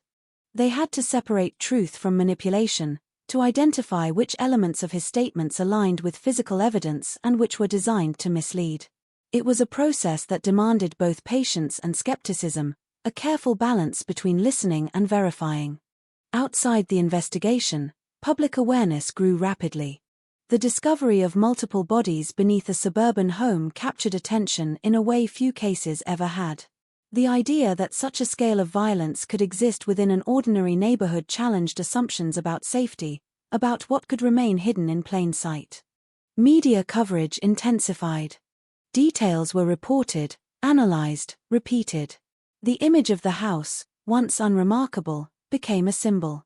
The man who had lived there was no longer seen as a community member but as something else entirely, a figure defined by the crimes now being uncovered. For the families, that attention was complicated. It brought visibility, a sense that their loved ones' cases were finally being taken seriously. But it also brought exposure, a level of scrutiny that made their private grief public. They navigated that space as best they could, holding on to the hope that the investigation would lead to clarity, even as the details became harder to bear. As the case continued to develop, one thing became increasingly clear. There would be no simple resolution. Too much time had passed. Too many lives had been affected. Too many details remained uncertain. The investigation was not just about proving what had happened, but about understanding it in a way that could be presented, defended, and ultimately judged. And at the center of it all, Gacy remained a figure of contradiction. A man who had lived among others without raising alarm. A man whose actions had now been exposed in a way that defied easy explanation. A man who, even as evidence closed in around him, continued to speak as if he still held some measure of control over the narrative. But control, in this context, was an illusion. Because piece by piece, through evidence, through identification, through the slow, relentless work of investigation, the truth was taking shape. And once fully formed, it would leave very little room for doubt. By the time the investigation reached its most critical phase, the weight of everything that had been uncovered was impossible to ignore. The crawl space had already revealed a truth that could not be undone, but truth in a courtroom requires more than horror. It requires clarity, structure, and something undeniable. Investigators had bodies, they had patterns, they had a man at the center of it all. What they still needed was the moment where everything aligned, where the fragments locked together into something that could no longer be challenged. That moment did not arrive as a sudden revelation. It came gradually, through pressure. John Wayne Gacy had spent weeks balancing between denial and partial admission, speaking just enough to remain engaged but never enough to fully surrender control. He adjusted his story depending on the question, shifting responsibility, distancing himself from specifics. It was a strategy built on ambiguity, on the hope that without a complete narrative, doubt could still exist. But ambiguity has limits. As investigators continued to confront him with evidence, those limits began to close in. Each body recovered narrowed the space he could operate within. Each identified victim connected him more directly to a timeline he could no longer reshape. Each inconsistency in his statements weakened the structure he had been trying to maintain. The interviews grew longer, more direct, less forgiving. There's a point in interrogations where the dynamic changes, where the person being questioned begins to realize that the path they've been following no longer leads anywhere.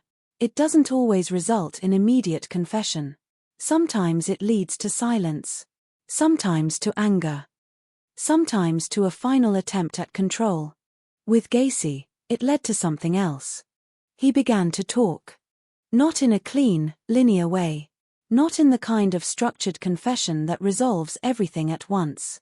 But in fragments that carried a different weight than before. The tone shifted. The distance he had tried to maintain between himself and the crimes began to collapse. He stopped speaking as if he were outside the events. He started speaking from within them. The details he provided were not theatrical. They were matter-of-fact, delivered in a way that made them more unsettling. There was no dramatic emphasis, no attempt to frame what he had done as something extraordinary. If anything, the lack of visible emotion made the words heavier. He described the process. The luring. The handcuffs. The shift from conversation to control. Each piece aligned with what investigators had already uncovered. It wasn't new information in the sense of changing the direction of the case, but it was confirmation. It transformed suspicion into admission, pattern into intent. He spoke about the crawl space. About the bodies. About the act of burying them beneath the house. There was no longer any question about whether he had been responsible. The only question that remained was how far that responsibility extended. Even then, the control never fully disappeared. At times, he framed himself in a way that attempted to reduce the weight of his actions. He spoke about impulses, about circumstances, about things that sounded like explanations but never quite reached justification. It was as if he was still trying to shape how he would be seen, even as he acknowledged what he had done. Investigators didn't challenge every statement immediately. They let him speak, let the narrative unfold in his own words, knowing that the more he said, the more he confirmed. Because once spoken, those details couldn't be taken back. The breakthrough wasn't just the confession. It was the alignment. Physical evidence. Victim identification. Timelines. And now, his own words. All of it pointed in the same direction. Outside the interrogation room, the impact of this shift spread quickly. The case, already overwhelming in its scale, now had a central narrative that could be followed. It was no longer a collection of discoveries. It was a story with a defined structure, one that could be presented, examined, and ultimately judged. For the families, the breakthrough carried a complicated weight. There was relief in knowing that the uncertainty was ending, that the person responsible had been identified beyond doubt. But that relief existed alongside a deeper realization. The details of what had happened were becoming clearer, and those details were not something anyone could process easily. Knowing is not the same as healing. Sometimes, it makes the loss more real. Investigators continued to verify everything Gacy said. They didn't accept his statements without confirmation. Each claim was cross-checked against evidence, against records, against the physical reality of what had been found. In some cases, his recollections aligned perfectly. In others, they required adjustment, filling in gaps that his memory or willingness to share left incomplete. But the overall picture held. It was consistent. And it was devastating. There were still questions that couldn't be fully answered. Exact timelines for each victim. Specific details that had been lost to time. The precise number of those affected. Even with a confession, not everything becomes clear. Some parts of the story remain fragmented, existing only in the space between what can be proven and what can be remembered. But the core truth was no longer in question. John Wayne Gacy had committed the crimes. He had done so repeatedly, deliberately, over an extended period. And he had hidden the evidence beneath his own home, living above it as if nothing had happened. That realization reshaped everything. The investigation, once focused on discovery, shifted toward preparation. Building the case for court. Organizing evidence in a way that could be presented clearly and effectively. Ensuring that every detail was accounted for, every connection established, every potential challenge anticipated. Because the next phase would require a different kind of precision. It would require taking everything that had been uncovered and placing it in front of a jury, asking them to understand not just the facts, but the scale of what those facts represented. Gacy, now fully implicated, no longer operated from a position of uncertainty. He knew where this was going. But even then, the sense of control he had maintained for so long didn't disappear entirely. It shifted. From the interrogation room to the courtroom, from shaping the narrative privately to confronting it publicly. The breakthrough had closed one chapter of the case. But it had opened another. One where the truth, now fully formed, would be tested, challenged, and ultimately judged in a way that would determine not just the outcome for Gacy, but how this story would be remembered. And for those who had been waiting, those who had lived through the uncertainty and the loss, that next step carried its own weight. Because justice, when it finally comes into view, is never simple. It doesn't erase what happened. It doesn't restore what was lost. But it does something else. It forces the truth to stand in the open, where it can no longer be hidden, denied, or buried beneath the surface of an ordinary life. By the time the case reached the courtroom, the story had already reshaped itself in the public mind. What had once been a quiet neighborhood, an ordinary man, and a series of disappearances was now something else entirely. It had become a symbol of hidden horror, of how easily trust could be manipulated, of how long something unthinkable could exist without being fully seen. But inside the courtroom, symbolism didn't matter. What mattered were facts, evidence, and the ability to present both in a way that left no room for doubt. John Wayne Gacy entered that space no longer as a respected member of a community, but as a man facing the full weight of what had been uncovered. The transformation was visible, but incomplete.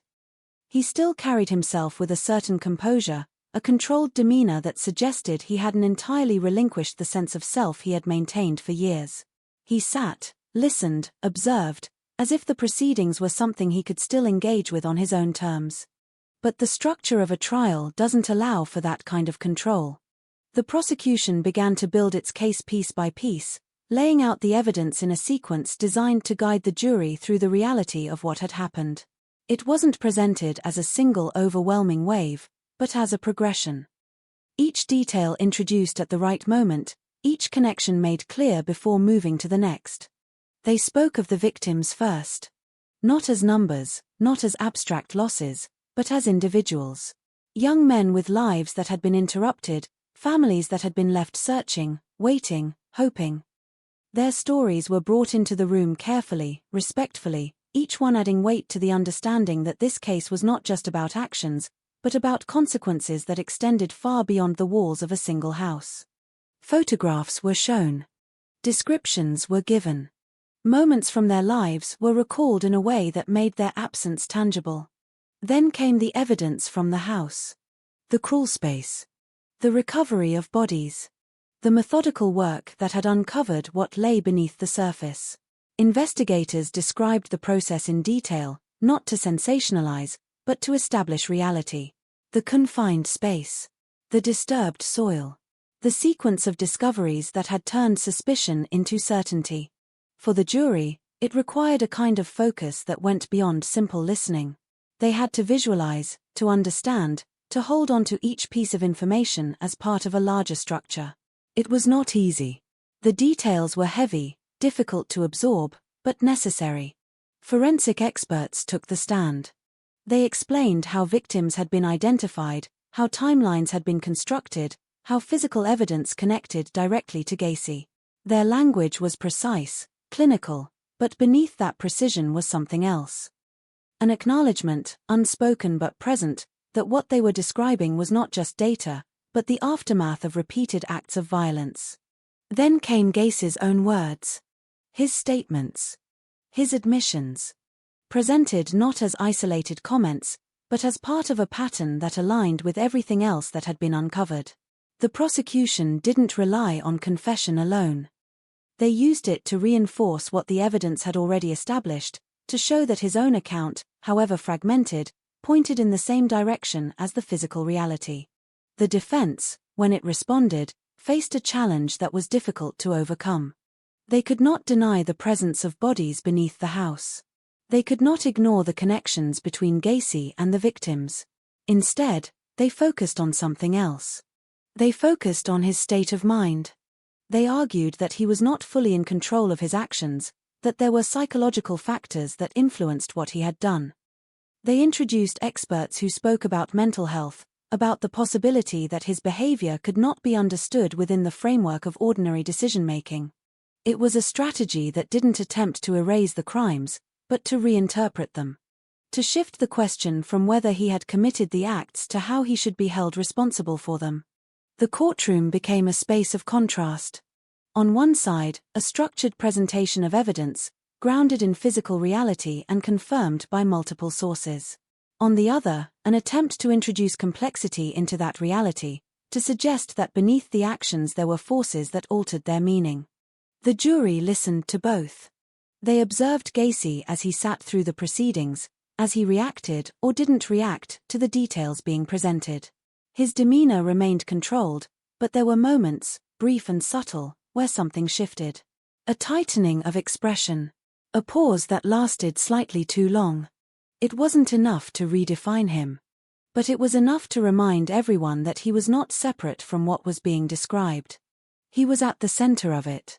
As the trial progressed, the cumulative effect of the evidence became impossible to ignore.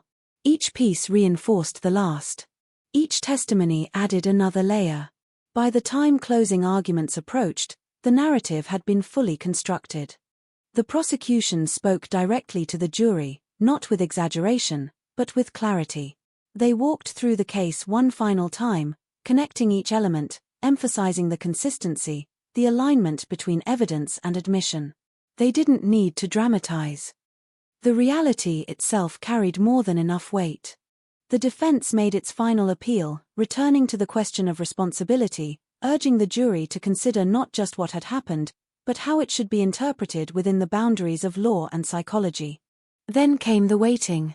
Deliberation is a quiet process, but it carries immense tension.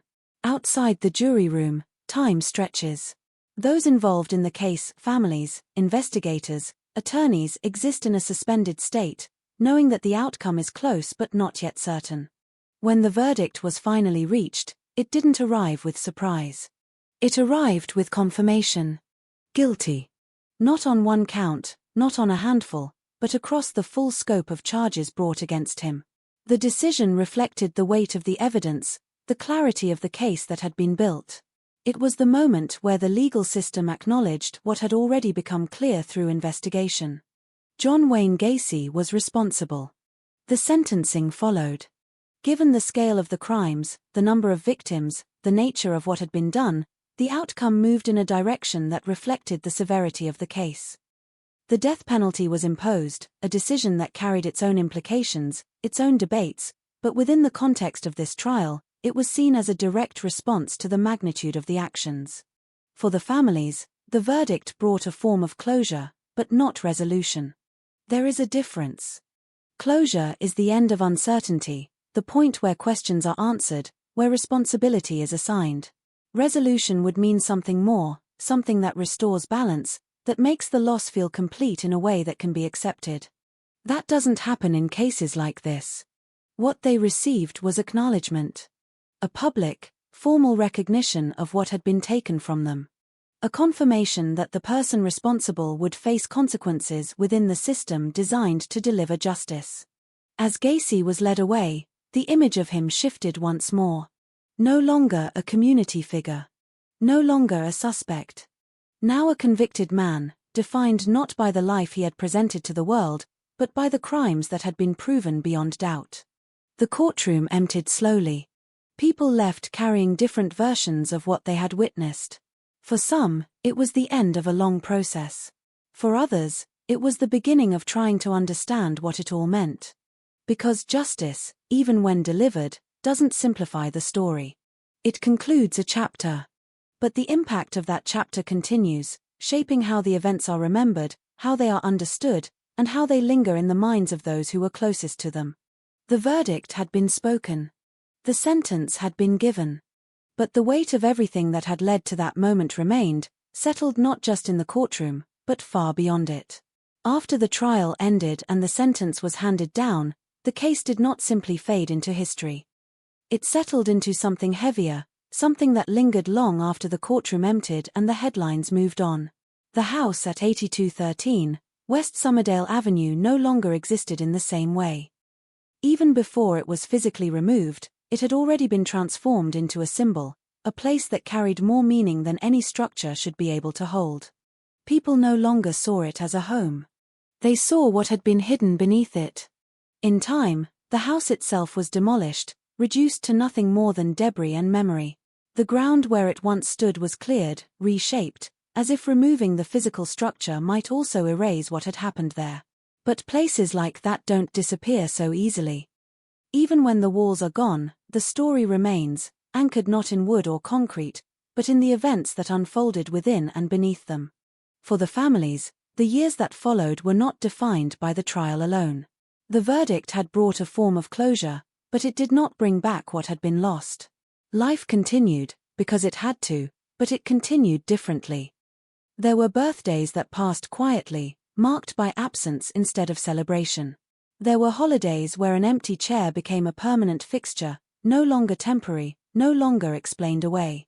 Grief, in these cases, does not follow a straight path.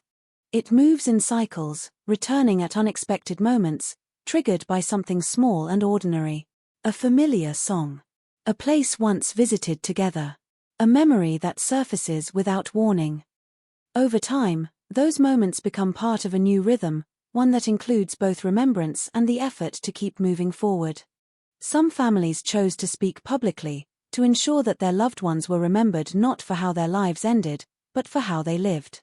They shared stories, details, fragments of personality that might otherwise have been lost beneath the weight of the case. In doing so, they shifted the focus, even if only slightly, away from the man who had taken so much and back toward those who had been taken. Because that is one of the lasting tensions in cases like this. The name of the perpetrator becomes widely known, repeated, analyzed, remembered. The names of the victims risk being overshadowed, reduced to a collective rather than recognized individually. Correcting that imbalance is not easy, but it is necessary. As the years passed, the case became something studied, discussed, revisited by those trying to understand how it had happened. Not just the actions themselves, but the conditions that allowed them to continue for so long without detection. It raised questions about trust, about community, about the assumptions people make when they believe they are safe. It also forced a deeper look at investigative practices. How missing persons cases were handled. How connections between separate incidents were identified. How patterns could be recognized earlier, before they reached such devastating scale. Changes did not happen overnight, but the impact of the case contributed to a broader awareness. Systems evolved. Communication improved. The idea that multiple disappearances might be connected began to carry more weight than it once had. But even with those changes, there remains a difficult truth. Not everything can be prevented. Not every warning sign is visible in time. That doesn't mean the effort to improve should stop. It means the effort must continue, even in the face of uncertainty. John Wayne Gacy remained on death row for years after his conviction. During that time, his case continued to draw attention, not just for the crimes themselves, but for the questions they raised about the nature of violence and the capacity for deception. He had lived among people, interacted with them daily, built relationships that appeared genuine. And yet, beneath that surface, there had been something else entirely. That contradiction is part of what makes the case so difficult to process. It challenges the idea that danger is always visible, that it can be recognized through obvious signs. It suggests something more unsettling, that harm can exist alongside normalcy, hidden not by complexity, but by familiarity. When his execution was finally carried out in 1994, it marked the official end of his life, but not the end of the story. There were no dramatic resolutions, no moment where everything felt complete. The act itself was procedural, controlled, another step in a system designed to deliver a final outcome. For some, it represented justice fulfilled. For others, it changed very little. Because justice, in its formal sense, does not erase memory. It does not undo what has already been done. It exists alongside those realities, not in place of them. The legacy of the case is not contained in a single lesson. It is layered, complex, and at times uncomfortable to confront. It reminds us that appearances can be constructed, that trust can be manipulated, that ordinary environments are not always as safe as they seem. But it also reminds us of something else, something equally important. That behind every case, every headline, every investigation, there are people whose lives mattered long before they became part of a story. Young men who had plans, however uncertain. Families who expected to see them return home. Moments that were never meant to be final. Remembering that is not just an act of respect. It is a way of restoring balance to a narrative that can easily become dominated by the details of the crime itself. Because in the end, this story is not only about what was taken. It is about who was lost. And the space they left behind, a space that cannot be filled, but can be acknowledged, carried forward, and remembered with the weight it deserves. The house is gone. The man is gone. But the echoes remain, not in the ground where everything was hidden, but in the lives that continue, shaped in quiet, enduring ways by what happened there. And in those echoes, there is a responsibility. To remember clearly. To question carefully.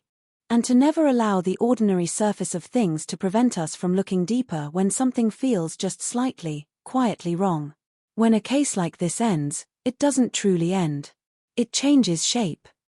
It moves from investigation to memory, from active pursuit to something quieter but more permanent. The files are closed, the verdict is recorded, the sentence is carried out, yet the presence of what happened continues to exist in a way that is harder to define. For the people closest to it, there is no clean separation between before and after. Life does not reset. It adjusts around what has been lost. The absence remains, not as something abstract, but as something structured into daily existence. A name that is no longer spoken in the present tense. A voice that no longer answers. A future that no longer unfolds. The case of John Wayne Gacy is often remembered for its scale, for the number of victims, for the shocking reality of what was hidden beneath an ordinary house. But focusing only on scale risks flattening what actually happened. Each victim was not part of a collective tragedy while they were alive. Each one was an individual moving through their own life, with their own relationships, routines, and expectations. The violence that ended those lives did not erase their individuality, even if time and public attention sometimes struggle to hold on to it. One of the most difficult aspects of reflecting on this case is understanding how normal everything appeared on the surface. There was no dramatic warning sign visible to the outside world that clearly marked what was happening. The structure of trust, community familiarity, and social expectation created a kind of cover that allowed something deeply abnormal to exist within it for years. That reality forces an uncomfortable question. How many other situations go unnoticed because they are wrapped in the appearance of normal life? The answer is not simple, and it should not lead to paranoia or constant suspicion. Instead, it highlights the importance of attention, of noticing patterns, of taking concerns seriously even when they do not fit neatly into expectations. But even that idea must be handled carefully. Most people who appear ordinary are exactly that. Ordinary. The challenge is not to assume danger everywhere, but to recognize when something consistently does not align, when multiple small signals begin to form a pattern that deserves closer attention. In the aftermath of this case, discussions around investigative work, victim identification, and missing persons protocols evolved in ways that reflected lessons learned through difficulty. Communication between jurisdictions improved. Awareness of potential connections between cases increased.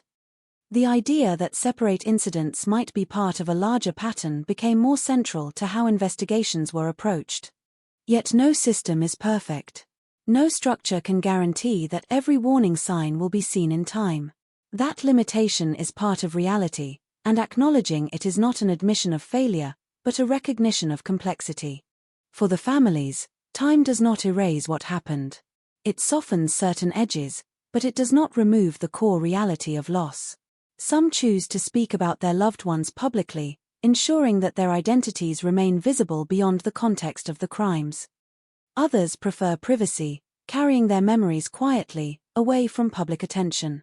Both approaches are valid responses to an experience that cannot be resolved in any traditional sense.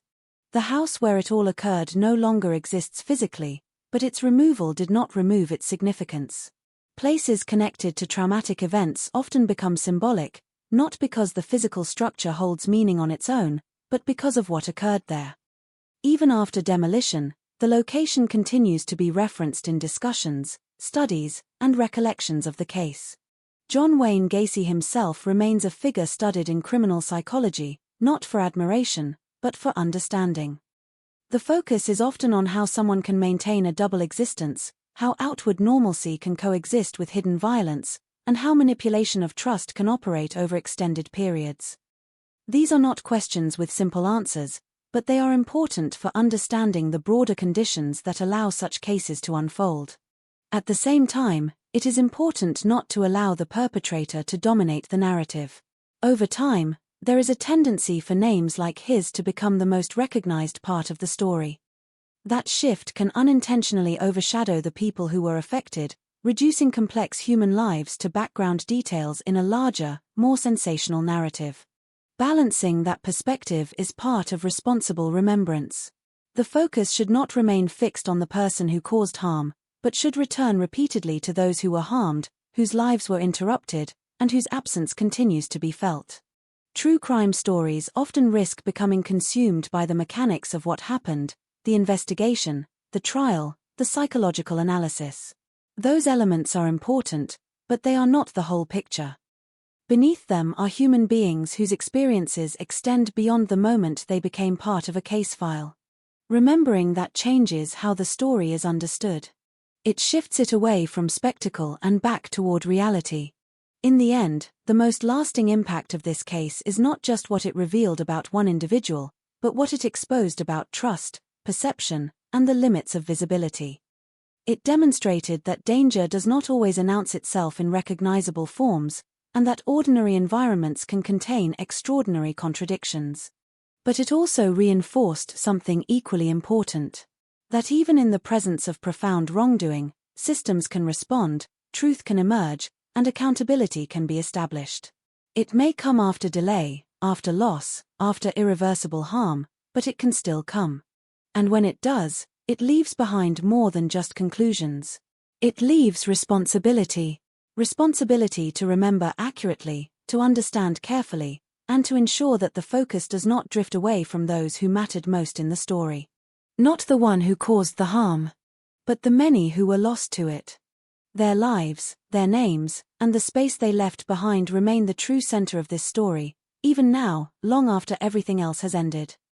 Even after a case like this is considered finished in the legal sense, there is always a final layer that remains unresolved, something that exists beyond verdicts, beyond sentencing, beyond the structure of the courtroom.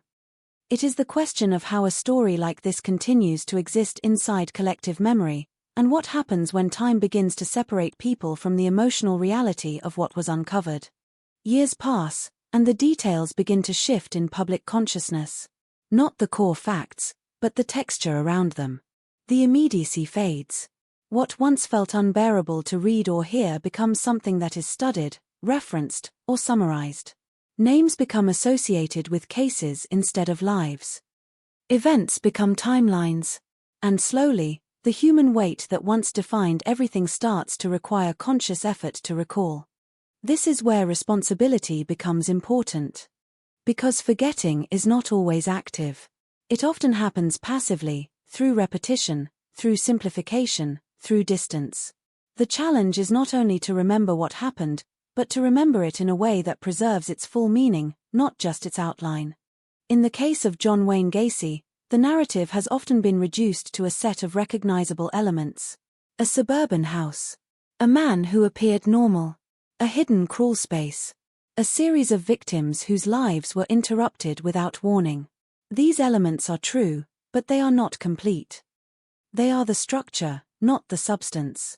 The substance is in the individuals.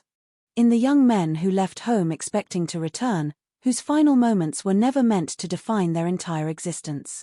In the families who continued searching even when hope was fading, who held on to routines as a way of resisting absence.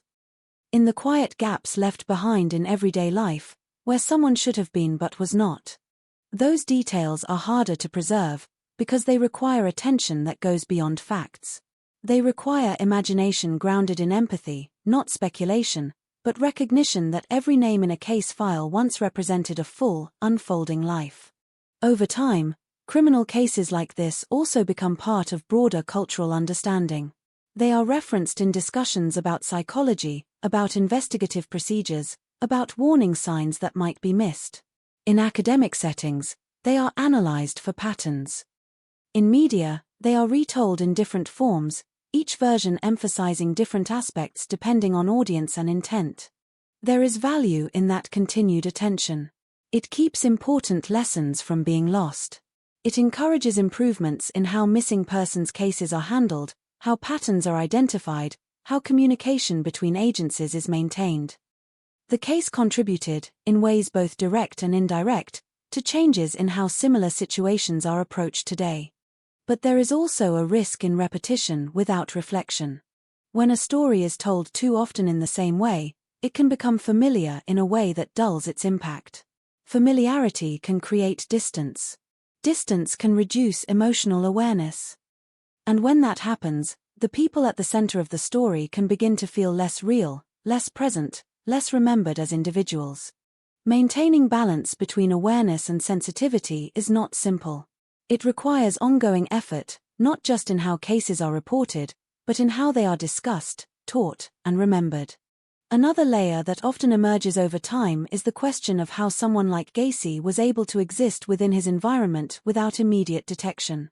This question has been examined from many angles, but no single answer fully captures the complexity of it. It involves social trust, assumptions about safety, limitations in investigative systems at the time, and the human tendency to interpret behavior within expected norms. He was not invisible. He was seen. He interacted with people regularly, built relationships, participated in community spaces. The difficulty was not absence of visibility, but absence of interpretation. The signals that, in hindsight, seem connected were not recognized as part of a larger pattern when they first appeared. That gap between perception and understanding is one of the most important lessons the case leaves behind. It is not a simple warning, but a reminder that awareness depends not only on information being available, but on the ability to recognize when that information should be connected. As for Gacy himself, his name has become permanently tied to the crimes he committed. Over time, that association has become fixed in public memory in a way that leaves little room for separation between identity and action. That is often how historical figures involved in extreme criminal cases are remembered. The individual becomes inseparable from the event. But even within that reality, there remains a distinction worth acknowledging. The actions define the legacy, but they do not erase the fact that there were other lives affected, other stories interrupted, other futures that were never allowed to unfold. In reflecting on cases like this, there is always a tension between understanding and meaning. Understanding requires analysis, structure, and detail. Meaning requires reflection, emotional awareness, and a willingness to sit with discomfort rather than resolve it too quickly. Both are necessary. One without the other creates an incomplete picture. As time continues to move forward, the physical locations connected